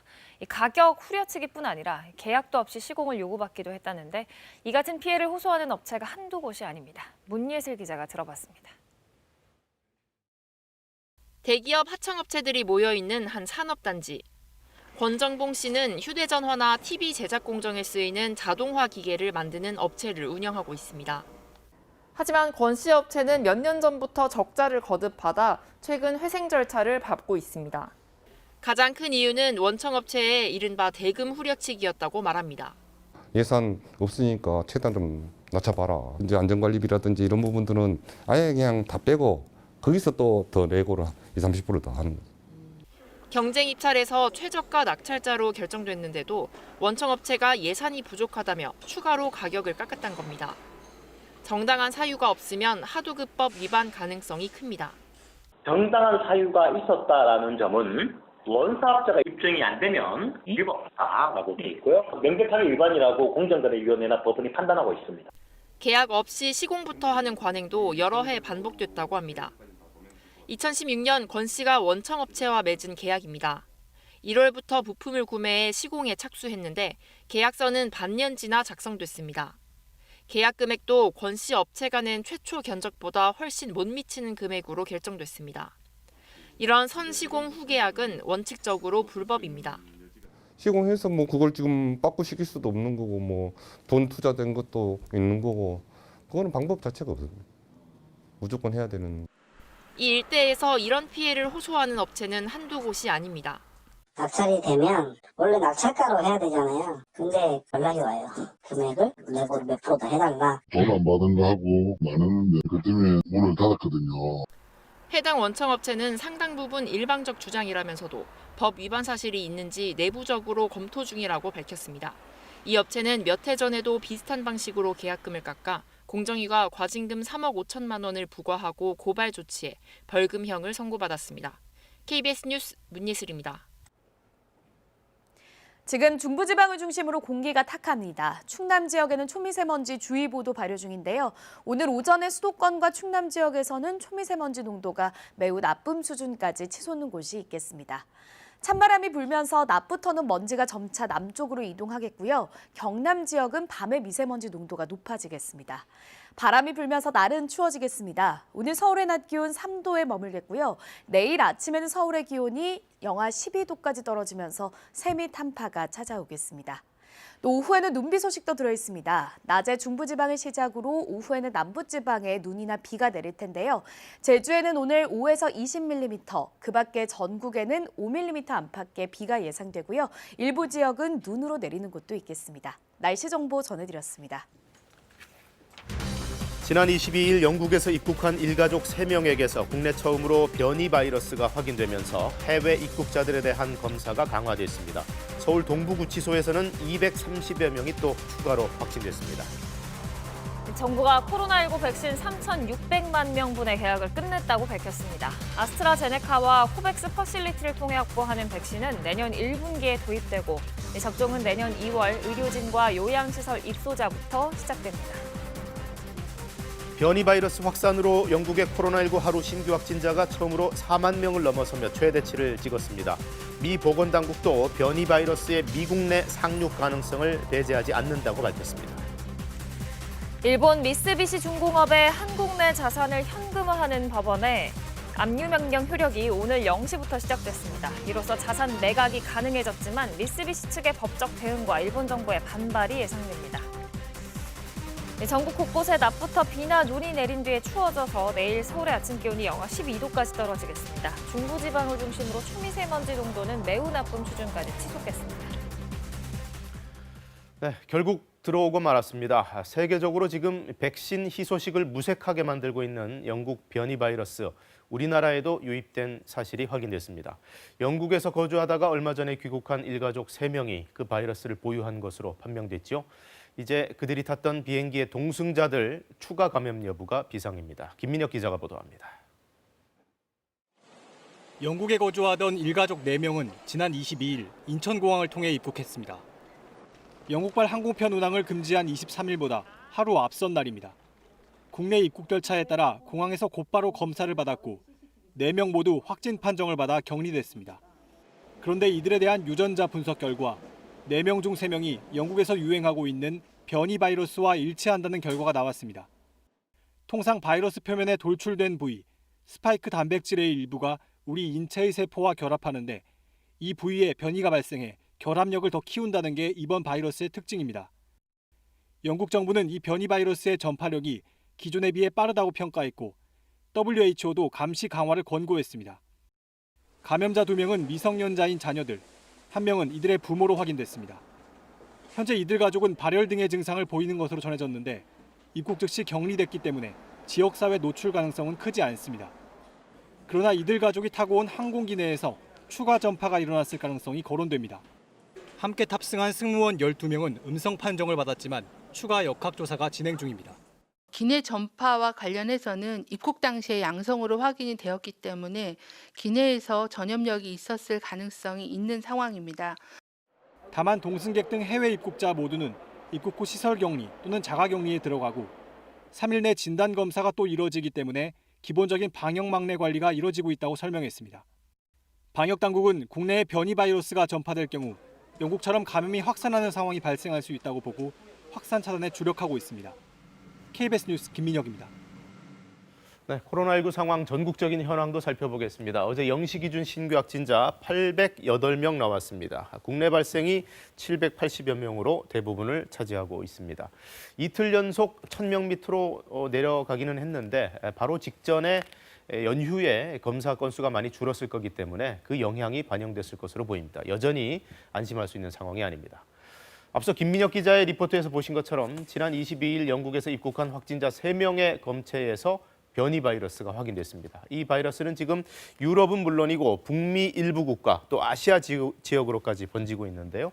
정부는 일단 영국에서 들어오는 항공기들의 운항 중단 기간을 올 연말에서 내년 1월 7일까지로 연장하고 경우에 따라서는 더 길어질 수도 있다고 예고했습니다.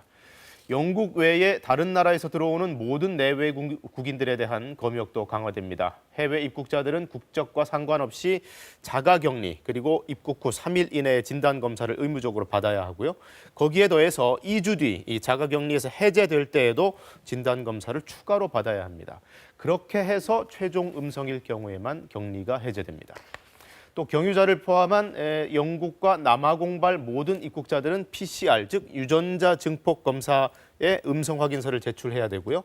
또 신규 비자도 외교라든가 공무 같은 아주 필수 불가결한 사유를 제외하고는 발급이 다 중단됩니다.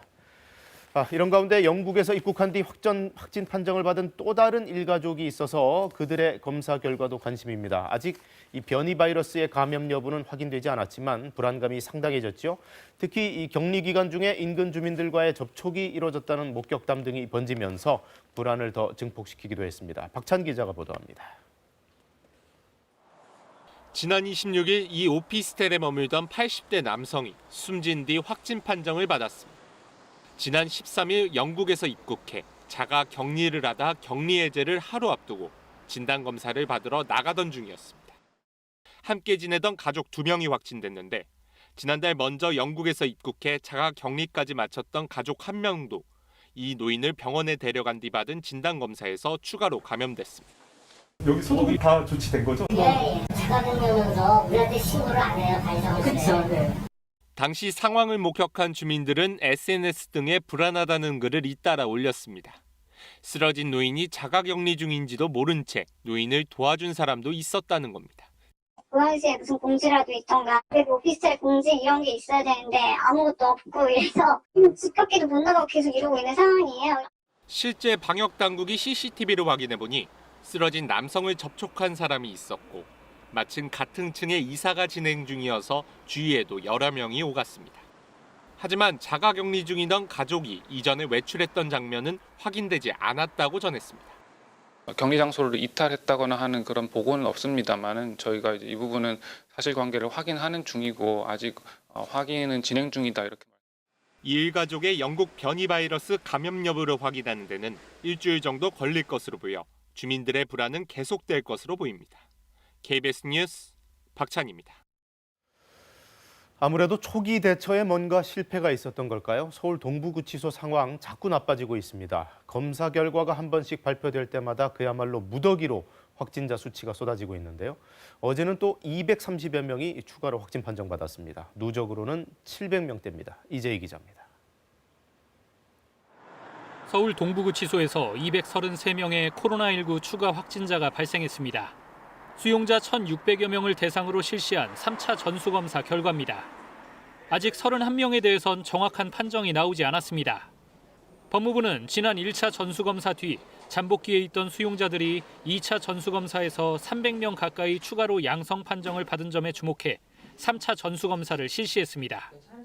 동부구치소 확진자 가운데 증상이 없거나 경증인 수용자 345명은 어제 청송교도소로 알려진 경북 북부 제2교도소로 이송됐습니다. 동부구치소 내 밀집도를 낮춰 추가 확산을 막기 위한 조치입니다. 이송 과정 중 전염을 막기 위해 버스 운전자는 의료진이 착용하는 레벨 D 방호복을 입었고 수용자들에겐 KF94 마스크와 라텍스 장갑 등이 지급됐습니다. 비말을 통한 전파를 막기 위해 차량 난방 장치도 끄고 대신 수용자들에게 개인 난방용품을 나눠줬습니다. 청송교도소는 상대적으로 독거실이 많아 확진자들을 개별 수용하기 알맞다는 게 법무부의 설명입니다. 한편 애초에 전수검사 시기를 놓친 것이 대규모 확산의 빌미가 된 게 아니냐는 논란도 일고 있습니다. 지난달 27일부터 직원들을 중심으로 코로나19 감염이 이어졌는데 수용자들을 포함한 전수검사는 약 3주 뒤인 지난 18일에야 이뤄졌다는 겁니다. 확진자가 초기에는 직원과 그 직원의 가족 중심으로 발생을 했고 역학조사를 통해 가지고 이제 검사의 범위라든지 그런 것들을 정하는 상황이었습니다. 법무부 관계자는 수용자 중 확진자가 나온 지난 14일까지 방역당국이 전수검사 필요성은 낮다는 의견을 제시했으며 이후 법무부 제안으로 전수검사가 실시됐다고 밝혔습니다. KBS 뉴스 이재입니다. 정부가 백신의 첫 접종 시기는 내년 1분기가 될 거라고 거듭 밝히고 있습니다. 아마도 2월부터 시작될 것으로 보이는데 아스트라제네카뿐만 아니라 국제 백신 공동구매 프로젝트, 즉 코백스를 통해 확보하는 물량도 1분기에 투입하겠다는 구상을 정부가 밝혔습니다. 보도에 최준혁 기자입니다. 국내 첫 접종은 내년 2월 국내에서 위탁 생산되는 아스트라제네카 백신으로 시작됩니다. 여기에 세계 백신 면역 연합 등이 운영하는 코백스 퍼실리티를 통해 확보하는 백신 일부도 내년 1분기부터 도입할 수 있게 추진 중입니다. 이렇게 되면 아스트라제네카 1,000만 명분, 얀센 화이자 등 모두 3,600만 명분 계약을 완료한 셈입니다. 남은 1,000만 명분인 모더나와는 계약을 앞두고 있습니다. 전 인구의 20% 물량을 공급하는 게 이제 코박스 퍼실리티의 목표였는데 그중에서 초기 대응이 필요한 물량 일부에 대해서는 가급적 1-4분기에 늦지 않게 공급을 시작하는 걸로. 가장 먼저 백신을 맞을 사람은 입원 환자와 중증 환자를 치료하는 의료진과 요양병원, 요양시설 등 집단시설에서 생활하는 노인들입니다. 100만 명 안팎입니다. 이어서 그 밖의 의료진, 65세 이상, 만성질환자 등의 우선 접종 대상자가 일반인보다 먼저 백신을 맞습니다. 정부는 백신 도입과 접종을 서둘러 늦어도 내년 10월 이전에 집단 면역을 형성할 수 있도록 추진하기로 했습니다. 코로나19 백신의 유통 특성에 따라 접종 방식도 달리합니다. 영하 70도 안팎의 초저온 냉동 유통이 필요한 화이자 백신은 100개에서 250개 정도의 별도 접종 센터가 마련됩니다. 냉동 유통과 보관을 위해 초저온 냉동고가 필요한데 내년 1분기 안에 250여 대를 갖출 예정입니다. 냉장 상태로 보관 유통이 가능한 백신은 기존의 위탁 의료기관을 통해 접종받을 수 있게 합니다. 냉동 백신에 대해서는 유통 관리를 해본 경험이 없기 때문에 그런 부분들을 보완해서 유통 관리 기준과 관리 체계를 만들도록 하겠습니다. 접종 뒤 이상 반응 관리는 질병관리청과 식약처가 공동 감시 체계를 구축해 맡게 됩니다. 코로나 백신 접종으로 인한 이상 반응의 인과관계가 확인될 경우 국가 보상 체계가 적용됩니다. KBS 뉴스 최준혁입니다. 변이 바이러스가 확산 중인 영국에서는 신규 확진자가 4만 명이 넘게 나왔습니다. 영국의 하루 확진자로는 가장 많은 규모인데요. 병상도 부족해지기 시작했습니다. 유광석 특파원이 보도합니다. 영국의 어제 하루 신규 확진자가 4만 1,300여 명으로 집계돼 처음으로 4만 명을 넘었습니다. 코로나19 발병 이후 하루 기준 최대 규모입니다. 기존 최다였던 지난 23일 3만 9천여 명보다 2천 명이 더 많습니다. 이에 따라 영국의 누적 확진자는 232만 9천여 명이 됐습니다. 사망자도 357명이 추가돼 누적 사망자는 7만 1천여 명으로 늘었습니다. 영국의 이 같은 확진자 급증은 전파력이 기존 바이러스보다 70% 강한 변이 바이러스 때문입니다. 확진자가 늘면서 수도 런던을 포함해 잉글랜드 전체 인구의 43%인 2,400만 명이 코로나 대응 최고 단계인 4단계의 적용을 받고 있습니다. 영국 의료 서비스에 주는 부담도 가중되고 있습니다. 지난 22일 기준 코로나19 입원 환자는 2만 1천여 명으로 사상 최고치에 근접해 병상이 부족한 병원도 나오기 시작했습니다. And you feel terrible and a sense of helplessness when you can't offload an ambulance because your emergency department is full. 변이 바이러스가 전 세계로 확산되는 가운데 세계보건기구는 변이를 발견하고 대처할 수 있도록 전 세계가 유전체 염기서열 정보 공유를 강화해야 한다고 강조했습니다. 거브레예수스 WHO 사무총장은 국가들이 효과적으로 바이러스를 찾고 검사할 때만 변이에 대처할 전략을 조절할 수 있다고 말했습니다. 베를린에서 KBS 뉴스 유광석입니다. 미국 보건당국도 이 변이 바이러스가 자국 내에 상륙하지는 않을까 긴장하고 있습니다. 반면 공항에는 코로나 발생 이후 최대치로 사람들이 몰렸는데요. 백신 접종은 당초 계획보다는 더디게 이뤄지는 상황입니다. 워싱턴 금철영 특파원의 보도입니다.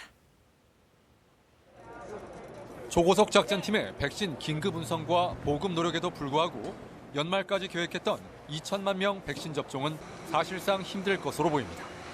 지금까지 배포된 백신은 모두 954만 회분, 백신을 맞은 사람은 195만 명 정도로 집계되고 있습니다. 전국 각지에서 올라온 통계가 미 질병통제예방센터 CDC로 취합되는데 시간이 걸리는 것을 감안해도 백신 접종자는 200만 명 정도로 추산됩니다. 미 보건당국은 내년 1월 첫째 주까지 백신 2천만 회분 보급을 목표로 접종을 진행하겠다는 입장을 밝혔습니다. 이에 따라 2,400만 명에 달하는 의료진과 요양원 입원 환자에 대한 백신 접종이 완료되는 시기는 내년 1월이 될 것으로 보입니다. 유럽 내 변이 바이러스 등장으로 미국 사회의 우려도 커진 가운데 미 보건당국은 현재 미국에서 발견되진 않았지만 가능성을 배제하진 않는다고 밝혔습니다. Well, we don't have proof that it's here, but we do suspect that it is likely here given the global interconnectedness. 이런 가운데 미국에선 성탄절 연휴 마지막 날인 27일에만 130만 명의 승객이 공항을 이용한 것으로 파악됐습니다. 코로나19 사태 발생 이후 최고 수치입니다. 백신을 개발 중인 미 제약회사 노바백스가 임상 3상에 들어갔다는 발표에도 불구하고 코로나19와의 싸움에서 아직 최악의 순간은 오지 않았다는 우려와 불안감은 여전한 상황입니다. 워싱턴에서 KBS 뉴스 금철영입니다. 사건 사고입니다. 어젯밤 서울의 한 아파트에서 불이 나 주민 140여 명이 긴급 대피했습니다. 충북 청주에서는 상가에 불을 지르겠다고 협박한 남성이 경찰과 12시간 대치 끝에 붙잡혔습니다. 김민철 기자가 보도합니다. 아파트 내부에 시뻘건 화염이 치솟고 놀란 주민들이 서둘러 대피합니다. 어젯밤 9시쯤 서울 서대문구의 한 주상복합 아파트 1층에서 불이 나 1시간 반 만에 꺼졌습니다. 인명피해는 없었지만 주민 140여 명이 긴급 대피했고 아파트 내부와 집기등이 타면서 소방서 추산 7,300만 원의 재산 피해가 났습니다. 소방당국은 방 안에서 불이 시작된 것으로 보고 있습니다. 어제 오후 4시 20분쯤엔 서울 동대문구의 한 빌라에서 불이 났습니다. 거동이 불편한 65살 김모 씨가 숨졌고 김 씨의 어머니인 92살 한모 씨가 화상을 입어 병원에서 치료 중입니다. 경찰과 소방당국은 김 씨의 방에서 불이 시작됐단 함 씨의 진술 등을 토대로 화재 원인을 조사하고 있습니다. 충북 청주 청원경찰서는 현주 건조물 방화 등의 혐의로 34살 A 씨를 체포했습니다. A 씨는 어제 오전 11시 10분쯤 청주시 율량동의 한 헬스장에 침입해 출입문과 유리창을 파손하고 인화성 물질을 뿌려 방화를 시도한 혐의를 받고 있습니다. 경찰은 12시간 넘는 대치 끝에 어젯밤 11시 30분쯤 건물 옥상에서 로프를 타고 내려가 창문으로 진입해 A씨를 제압했습니다. KBS 뉴스 김민철입니다. 오늘 날씨 꼭 확인하셔야겠습니다. 미세먼지에 눈비 소식, 또 낮부터는 날도 많이 추워진다고 하고요. 뭐가 많은데요. 기상센터 연결해보죠. 배지 캐스터, 하나하나 자세히 알려주실까요? 네, 오늘은 미세먼지의 눈비, 추위 소식까지 들어 있습니다. 하나하나 살펴보죠. 일단 미세먼지 상황부터 살펴보겠습니다. 중부지방을 중심으로 미세먼지 농도가 나쁜 단계를 보이고 있는데요. 충남 지역에는 초미세먼지 주의보도 발효 중입니다. 낮부터는 찬바람이 불어오면서 점차 먼지가 남쪽으로 이동하겠지만 오전까지는 수도권과 충남 지역을 중심으로 초미세먼지 농도가 매우 나쁨 수준까지 치솟겠습니다. 먼지가 점차 밀려들면서 경남 지역은 밤에 미세먼지 농도가 높을 것으로 예상됩니다. 이렇게 바람이 불어오니까 날은 추워지겠습니다. 오늘 서울의 낮 기온 3도에 머물겠고요. 내일 아침에는 서울 기온이 영하 12도까지 떨어지면서 매서운 세미 한파가 찾아오겠습니다. 낮부터는 중부지방에 비나 눈이 내리겠고요. 오후에는 남부지방으로 확대되겠습니다. 오늘 제주도에는 5에서 최고 20mm, 그 밖에 전국에는 5mm 안팎의 비가 예상됩니다. 기온이 낮은 지역에서는 눈도 내리겠는데요. 강원 지역과 충북, 또 경북 내륙 지역과 전북 동부 내륙에는 최고 5cm 정도의 눈이 내려 쌓일 것으로 예상됩니다. 오늘 바람이 불면서 낮 동안 종일 쌀쌀하겠습니다. 서울의 낮 기온 3도, 강릉 8도 예상되고요. 전주가 7도, 창원은 12도 예상됩니다. 바다의 물결은 모든 해상에서 최고 4에서 5m까지 거세게 일겠습니다. 내일 기온이 크게 떨어지면 계속해서 강추위가 이어질 것으로 예상되니까요. 건강관리에 각별히 유의하셔야겠습니다. 날씨 정보 전해드렸습니다. 일제 강제노역 전범기업인 일본 미쓰비시 중공업과 관련해 한국 내 자산을 현금화할 수 있는 효력이 오늘부터 발효됩니다. 그동안 우리 대법원의 배상 판결에도 불구하고 노역 피해자들에게 아무런 조치를 취하지 않자 그 기업의 자산을 강제로 처분해서 배상하는 방법 추진할 수 있게 된 건데요. 김호 기자가 보도합니다. 2012년 10월 양금덕 할머니 등 일제 강제노역 피해자들은 일본 미쓰비시 중공업을 상대로 손해배상 소송을 냈습니다. 6년 후인 2018년 대법원은 한 사람의 1억 원에서 1억 5천만 원의 위자료를 지급하라고 판결했지만 미쓰비시 측은 지금까지도 아무런 반응을 않고 있습니다. 미쓰비시 측은 법원의 압류 명령도 무시했지만 오늘 0시부터 공시송달 효력이 발생해 압류가 가능해졌습니다. 법원이 소송 당사자에게 관련 서류가 전달됐는지 확인이 어려운 경우 일정 기간 공고를 통해 전달된 것으로 간주하는 겁니다. 한국 내 미쓰비시 중공업의 특허권과 상표권을 압류해달라고 신청한 사람은 양금덕 할머니 등 피해자 4명, 채권액은 총 8억 400만 원입니다. 이 공시송달 효력이 발생하면 특별 현금화 명령이라는 결정을 내리게 됩니다. 앞으로는 이 특허권과 상표권을 시중에 내다 파는 통상 말하는 경매 절차가 진행된다고 보시면 됩니다. 하지만 미쓰비시 측이 자산 매각에 반발해 법적 대응에 나설 가능성도 있습니다. 일본 미쓰비시 등 개별 기업의 대응을 일본 정부가 앞장서서 지금 방해하고 있는데 자신들이 저지른 지난날의 과오를 깨끗이 인정하는 방법 위에는 없을 것 같습니다. 법원의 실제 자산 매각 여부에 따라서는 일본 정부의 반발 등 한일 두 나라 사이 또 한 번의 외교적 충돌이 불가피해질 것으로 전망됩니다. KBS 뉴스 김호입니다. 6번의 회의 끝에 결국 공수처장 후보 추천위원회 2명의 최종 후보를 정했습니다. 이제 대통령의 선택만 남았는데요. 후보자들의 면면 신지혜 기자가 설명드립니다.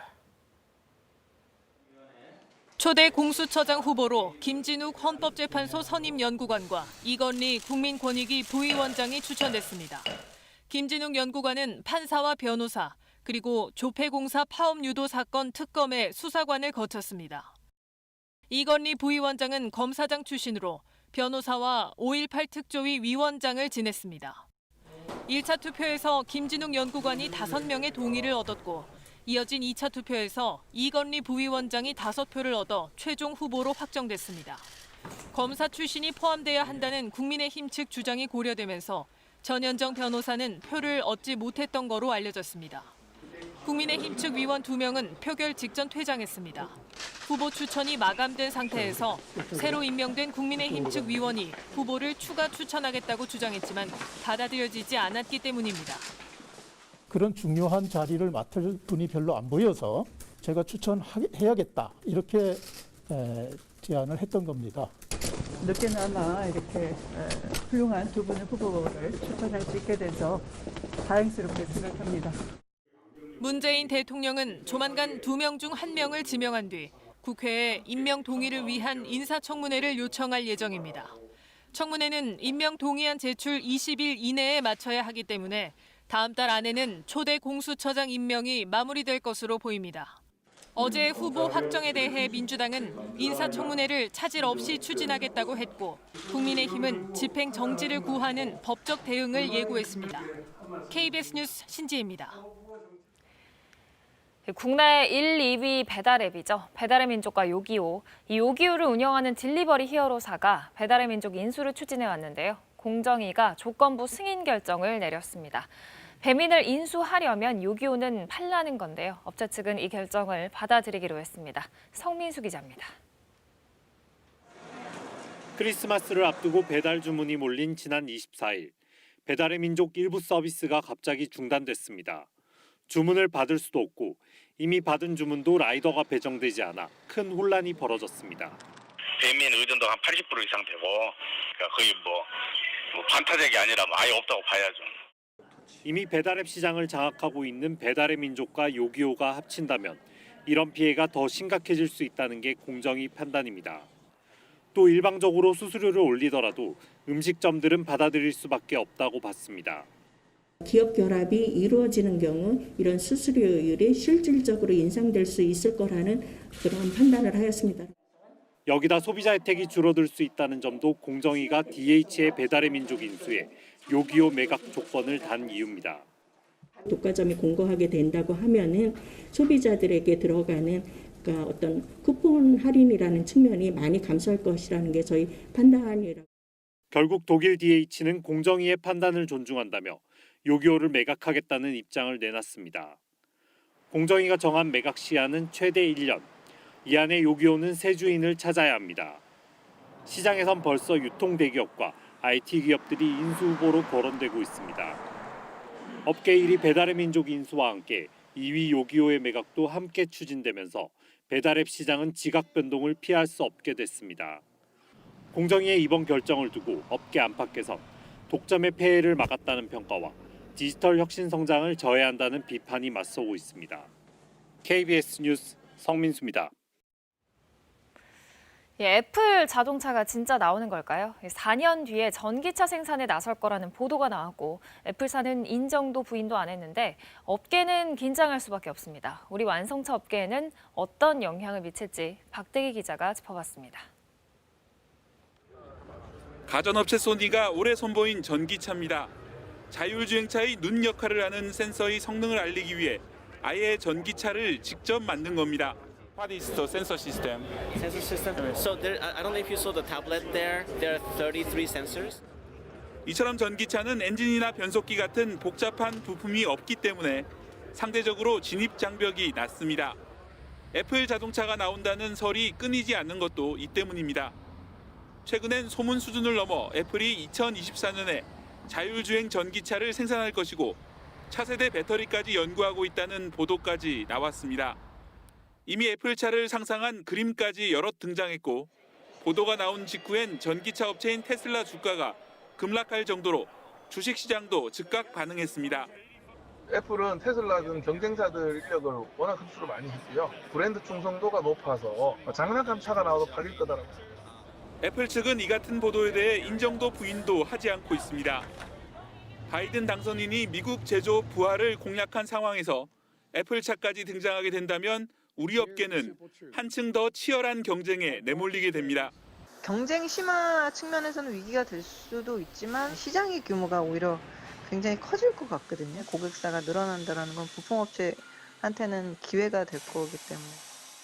여기에 구글과 아마존까지 자율주행차 연구에 막대한 자금을 쏟아붓고 있어 미래 자동차 시장의 패권 경쟁은 더욱 격화될 것으로 보입니다. KBS 뉴스 박대기입니다. 서울 구로의 한 요양병원과 관련된 코로나19 감염자가 어느덧 170명대로 늘었습니다. 동일 집단 격리 중이기 때문에 그 병원 내부에 그 많은 환자가 다 몰려 있는 건데요. 현장의 의료진은 올해 초 일본의 유람선 사태처럼 환자들이 고립된 채로 죽어가고 있다고 호소했습니다. 청와대 청원까지 올렸다는데 이유민 기자가 화상으로 인터뷰를 해봤습니다. 이 병원에선 첫 확진자가 나온 지 보름도 안 돼 확진자가 170명을 넘었습니다. 병원 의사인 최희찬 씨도 2주째 격리 중입니다. 요양병 특성상 1인실에 격리가 될 수가 없는 상황이기 때문에 저희가 매회 검사를 진행할 때마다 확진자가 수십 명씩 나오고 있는 실정입니다. 어제 새벽 병상을 기다리던 80대 확진자 한 명이 또 숨졌습니다. 벌써 8명째입니다. 옮길 병상을 기다리는 확진자가 아직도 43명이나 남아 있습니다. 결국에는 병상 배정을 빨리 해서 환자분들을 빼내주고 음성 환자 관리를 잘 해야지만이 코트 격리된 요양병원에서 추가적으로 감염되고 또 추가적으로 돌아가시는 분을 막을 수가 있어요. 100명 가까이 있던 간병인이 나가면서 남은 간호사들도 이젠 한계 상황에 몰렸습니다. 기저귀를 갈고 이런 것들을 다 하셔야 하기 때문에 2명의 간호사 선생님들 쓰러지셨고 또 7명의 간호사가 확진되어서 사명감 하나로 버티고 계시고 있습니다. 현재 상황은 승객을 가둬둔 채 700명 넘는 확진자가 나왔던 일본 유람선 같은 상황이라며 환자를 빨리 빼내 치료할 수 있도록 긴급 지원이 필요하다고 호소합니다. 한 병원에서 사망자만 어쨌든 32명이 나왔지 않습니까?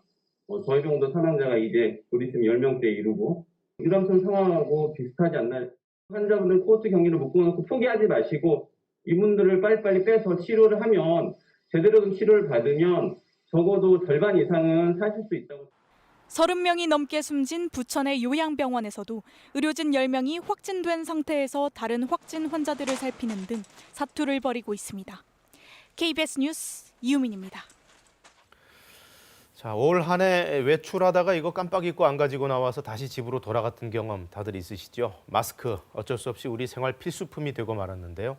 지난 1년간 정말 이 마스크 때문에 울고 웃고 심지어 싸우는 일까지 별의별 일들을 다 겪었습니다. 양민철 기자가 돌아봤습니다. 첫 확진자가 나온 1월 이후 마스크 수요는 급증했습니다. 판매처마다 긴 줄을 서봐도 구입 자체가 힘들었습니다. 처음 겪는 상황에 모두 당황했습니다. 사촌 동생들이랑 외숙모랑 같이 왔어요. 국내에서 마스크 구하기 너무 힘들어요. 약국에도 없고 다이소부터 전 매장 다 다녀봤는데 마스크가 지금 다 매진이에요. 이 때문에 나온 공적 마스크 제도, 아예 구매량을 제한했습니다. 공급이 수요를 따르지 못하는 상황에서 정부는 마스크 구매 수량을 1인당 2매로 제한할 수밖에 없었습니다. 7월부터는 마스크 수급은 안정화됐지만 오히려 공급량이 넘쳐나기도 했습니다. 수급 문제가 해결되자 마스크 착용과 관련한 혼선, 특히 면 마스크 착용 논란도 있었습니다. 면 마스크는 아무래도 좀 젖을 수가 있고 그렇게 되면 이걸 완전히 보호하는 데 좀 제약이 있다고 생각합니다. 감염 우려가 높지 않거나 보건용 마스크가 없는 상황에서는 면 마스크를 사용하는 것이 도움이 됩니다. 의심 증상이 없을 때 마스크를 꼭 써야 하냐를 놓고도 혼선이 빚어졌습니다. CDC에서 마스크 착용을 코로나19의 예방 방법으로 권고하고 있지는 않습니다. WHO의 앞서 말씀드린 그 권고 사항에서도 또 그 마스크 착용을 우선해서 권고하고 있지는 않습니다. 하지만 3차 유행이 진행되고 있는 지금 마스크는 그 무엇보다 중요한 방역 수단입니다.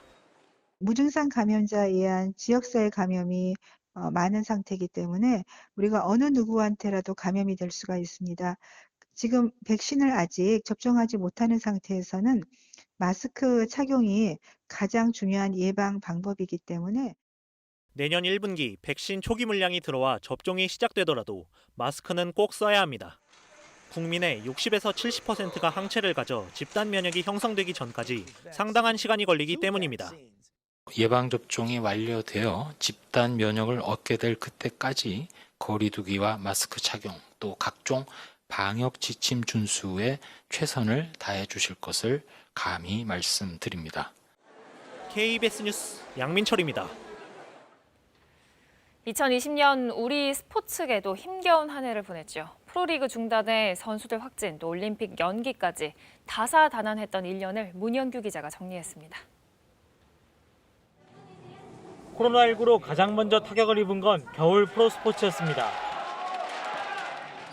남녀 프로농구, 배구 모두 코로나19로 인해 리그가 중단됐고 결국 리그를 조기에 종료하는 사상 초유의 사태가 벌어졌습니다. 코로나19 극복을 위한 사회적 참여에 동참하는 의미에서 자녀 리그를 모두 종료하기로 그렇게 결정을 했습니다.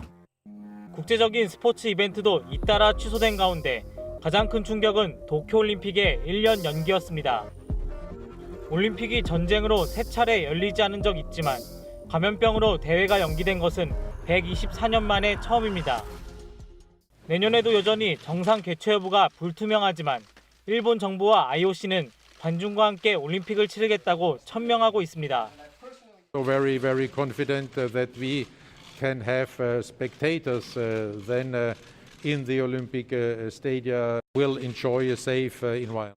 프로야구와 K리그도 무관중과 제한적 관중 입장을 오갔고 이에 따라 재정적인 타격이 심각합니다. 지난달 축구 국가대표팀 선수 등이 유럽 원정도 중 확진 판정을 받기도 했습니다. 사상 초유의 상황 속에서도 프로야구가 팀당 144경기를 다 치르는 등 성과도 있었습니다.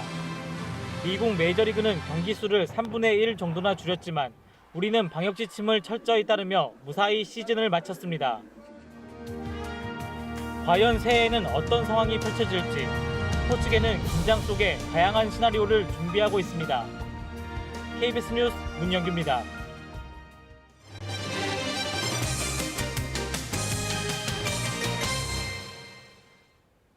어제 0시 기준 서울 지역 코로나19 신규 확진자는 모두 301명입니다. 요양시설과 교도소 등 기존 집단 감염이 발생한 곳에서 추가 확진자가 발생하고 있는 데다 가족과 지인 등 소규모 모임 관련 전파도 계속되고 있는데요. 서울시는 시민들 모두 5인 이상 사적 모임을 자제해달라고 다시 한번 요청했습니다. 김혜주 기자입니다. 식사를 하는 손님들 사이 테이블이 나란히 붙어 있습니다. 옆 테이블과의 사이에 칸막이도 찾아볼 수 없습니다. 거리두기 하시고 꼭 저거 테이블과 하시던가 끼어서 앉으셔야 돼요. 방역 수칙을 위반한 이 업체는 결국 과태료가 부과됐습니다. 집합금지 조치를 위반하고 교습을 한 학원도 적발됐습니다. 제가 기시하는 게 아니고요. 애들이 와서 질문하는 거 지금 하고 있어요. 집합금지는 다 드셔야 됩니다. 이처럼 방역 수칙을 위반한 사례는 성탄절 연휴 기간 서울에서만 모두 59건 적발됐습니다. 한편 27일 하루 서울시 코로나19 신규 확진자는 모두 301명으로 13일 연속 300명대를 기록했습니다. 요양병원 등 감염 취약시설에서 집단 감염이 계속되고 있는데 송파구의 장애인 생활시설에서는 직원과 입소자 등 10명이 코로나19 확진 판정을 받았습니다. 지난 25일 시설 관계자 1명이 최초로 확진된 뒤 현재까지 모두 50명이 감염된 겁니다. 구로구의 요양병원에서도 11명이 추가로 확진돼 누적 확진자는 모두 170명으로 늘었습니다. 최근 한 주 동안 서울 지역 집단 발생 사례를 살펴보면 병원 및 요양병원 관련 193명, 가족 및 지인 등 소규모 모임 관련해서는 363명으로 확인됐습니다. 서울시는 사회적 거리두기 연장 기간이 코로나19 폭증세를 꺾을 마지막 기회라며 시민들의 적극적인 동참을 거듭 요청했습니다.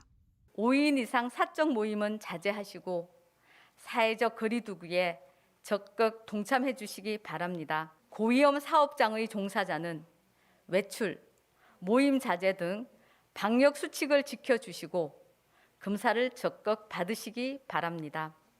그러면서 앞으로 서울 관내 파티룸 등 5인 이상 모임 가능성이 높은 식당과 관광 숙박업소 등에 대한 불시 점검을 실시하겠다고 밝혔습니다. KBS 뉴스 김혜주입니다. 코로나19 확진자가 수도권을 중심으로 급증하면서 민간 상급 병원들이 코로나19 거점 병원으로 전환하고 있습니다. 일단 병상 확보에는 숨통이 트이고 있습니다. 윤나경 기자입니다. 구급차로 이송된 코로나19 중증 환자. 방호복을 입은 의료진들이 전담 병상으로 긴급히 옮깁니다. 오랜 시간 병상을 기다리던 중증 환자인 만큼 한시가 위급한 상황입니다. 수도권 민간 상급병원 가운데 처음으로 코로나19 거점병원으로 전환한 순천향대 부천병원. 지난 일주일간 음압병동 시설 확충 공사 등을 진행해 어제부터 운영에 들어갔습니다. 별관에 있는 80개의 일반 병상을 전담 병상으로 전환해 모두 22개의 중환자 전담 병상을 마련했습니다. 전담 병상에 투입되는 의료진만 최소 110여 명. 일단 병원 안에서 자원자를 모집해 배치했습니다. 어제 하루만 코로나19 중증 환자 5명이 이송돼 치료를 시작했는데 병상 대기 사망자가 잇따라 발생했던 부천 요양병원 환자도 포함됐습니다. 촌각을 다투는 중환자분들에게는 작은 도움이 될 것이라고 생각을 합니다. 아직도 턱없이 부족하고요. 좀 더 많은 병원에서 조금 더 적극적으로 협조가 됐으면 좋겠습니다. 이르면 오늘부터 가천대 길병원과 인천 성모병원 등도 거점병원 운영을 시작할 계획입니다. 병원들의 참여가 이어지면서 지난주 초 10개에 불과했던 수도권에 사용 가능한 중증 환자 병상은 27일 기준으로 68개까지 늘었습니다. KBS 뉴스 윤나경입니다. 부산에서는 한 오피스텔의 발찜질 체험방에서 집단 감염이 발생했습니다. 현재까지 방문자 8명을 포함해서 14명이 감염됐는데요. 감염 경로가 불분명한 사례가 20%를 넘어 지역 내 조용한 전파가 확산되고 있습니다. 강예슬 기자입니다.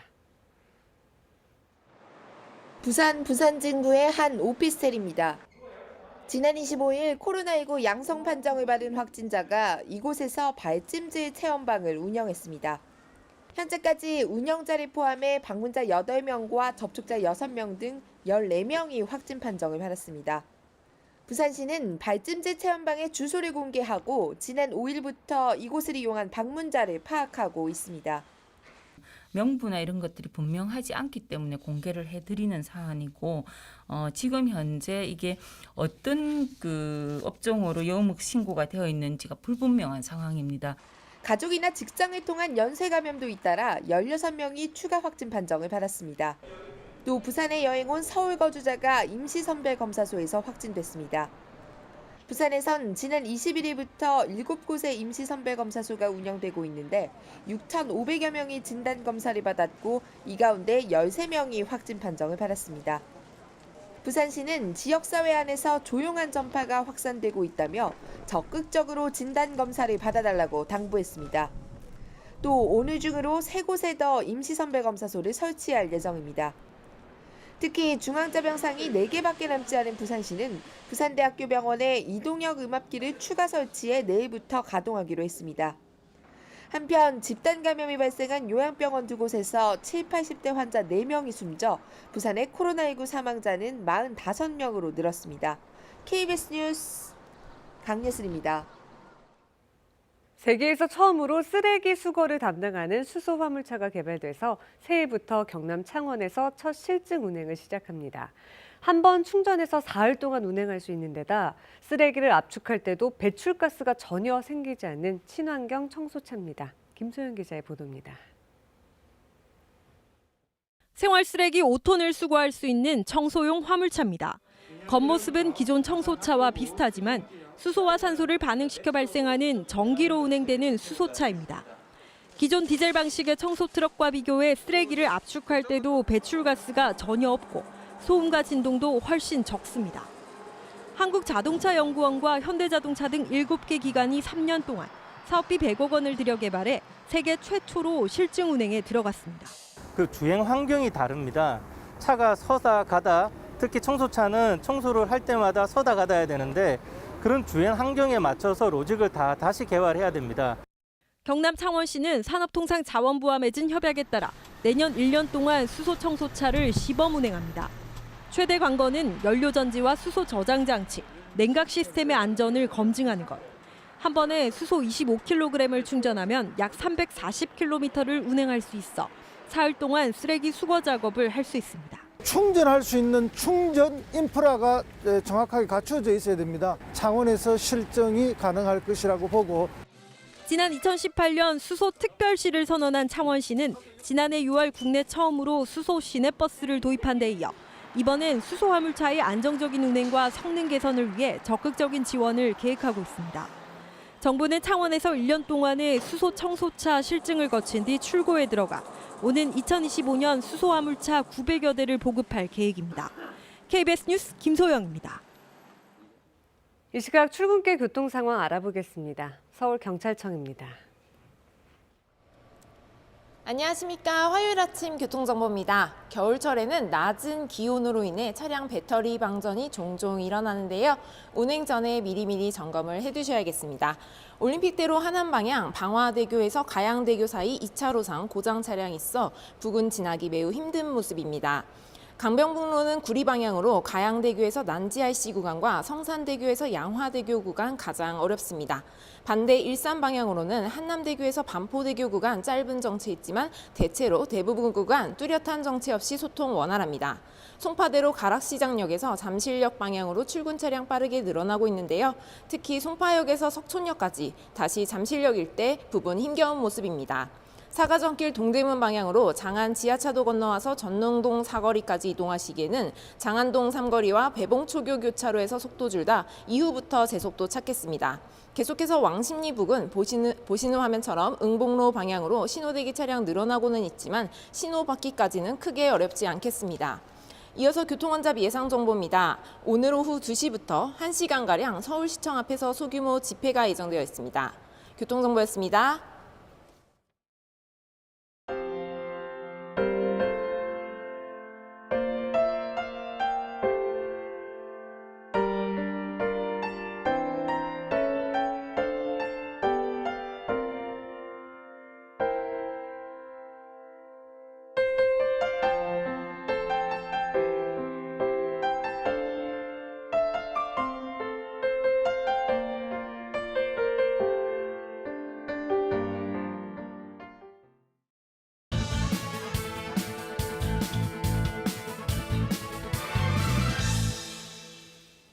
우려했던 영국발 코로나19 변이 바이러스의 국내 유입이 확인됐습니다.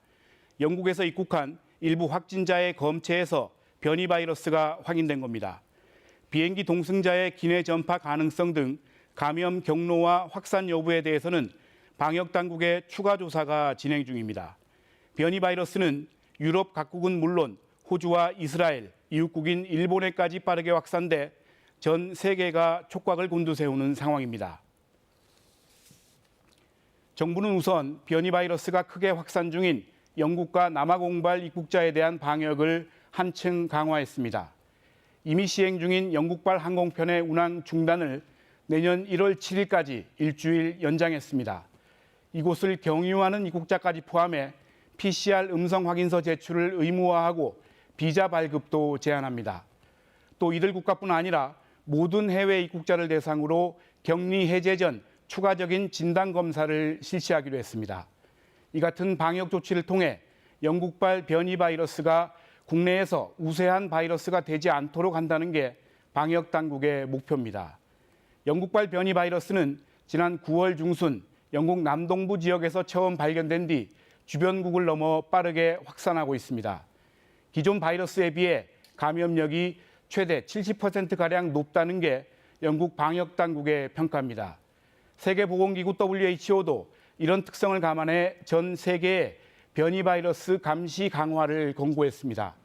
임상 증상과 진단 치료, 특히 변이 바이러스에 대한 기존 백신의 효능을 추가 분석할 필요가 있다고 발표했습니다. 따라서 변이 바이러스 확산 차단이 올겨울 세계 각국의 코로나19 방역에 중요한 변수가 되는 양상입니다. 우리나라 역시 3차 대유행이 수그러들지 않고 있는 상황에서 변이 바이러스 유입까지 확인돼 방역 당국으로선 큰 부담을 안게 됐습니다. 아직 추가 확산이 확인되지는 않아 지나친 공포는 삼가야겠지만 바이러스의 높은 전파력을 감안할 때 무엇보다 선제적인 조치를 통해 조기에 막아내는 게 중요합니다. 뉴스 해설이었습니다. 지금 중부지방을 중심으로 초미세먼지 농도가 높게 나타나고 있습니다. 충남에는 초미세먼지 주의보가 발효 중인데요. 김포공항과 광주, 사천공항에는 저시정 경보가 발효 중입니다. 먼지와 안개가 뒤엉켜서 중부지방에서는 지금 시야도 답답하기 때문에 앞차와의 간격 넉넉하게 두고 이동하셔야겠습니다. 오전까지 수도권과 충남 지역에서는 초미세먼지 농도가 매우 나쁨 수준까지 치솟겠고요. 그 밖의 지역에서도 공기가 탁하겠습니다. 낮부터는 북서풍이 불어오면서 먼지가 점차 남쪽으로 이동하겠고요. 밤에는 경남 지역에서 미세먼지 농도가 높게 나타나겠습니다. 이렇게 북서풍이 불어오니까 날은 추워지겠죠. 오늘 서울의 낮 기온 3도에 머물겠고요. 내일 아침에는 서울 기온이 영하 12도까지 떨어지면서 매서운 한파가 찾아오겠습니다. 내일은 서울의 낮 기온도 영하 8도 선에 머물 것으로 예상됩니다. 오늘 낮에는 눈비 소식도 들어있습니다. 낮에 중부지방을 시작으로 오후에는 남부지방으로도 눈비가 확대될 텐데요. 제주도에는 오늘 5에서 20mm 정도의 비가 예상되고 그 밖에 전국에는 5mm 안팎의 비가 내리겠습니다. 기온이 낮은 지역은 눈이 내리겠습니다. 강원 지역과 강원 산지, 또 충북과 경북 내륙 지역, 전북 동부와 지리산 부근, 제주 산지에는 1에서 최고 5cm의 눈이 내리겠고요. 그 밖의 지역에는 1cm 안팎의 눈이 쌓이는 곳이 있겠습니다. 오늘 한낮에는 바람이 불면서 종일 춥겠습니다. 서울의 낮 기온 3도 예상되고 청주가 5도, 전주 7도, 광주 9도, 부산 15도, 대구 10도로 어제보다 3도에서 7도가량 낮겠습니다. 퇴근길 무렵에는 날이 더 추워지니까요. 나가실 때 따뜻하게 챙겨 입으셔야겠습니다. 바다의 물결은 모든 해상에서 4에서 5m까지 거세게 일겠습니다. 날씨 정보 전해드렸습니다. 네, 화요일 아침 뉴스광장 마칩니다. 시청해주신 여러분 고맙습니다.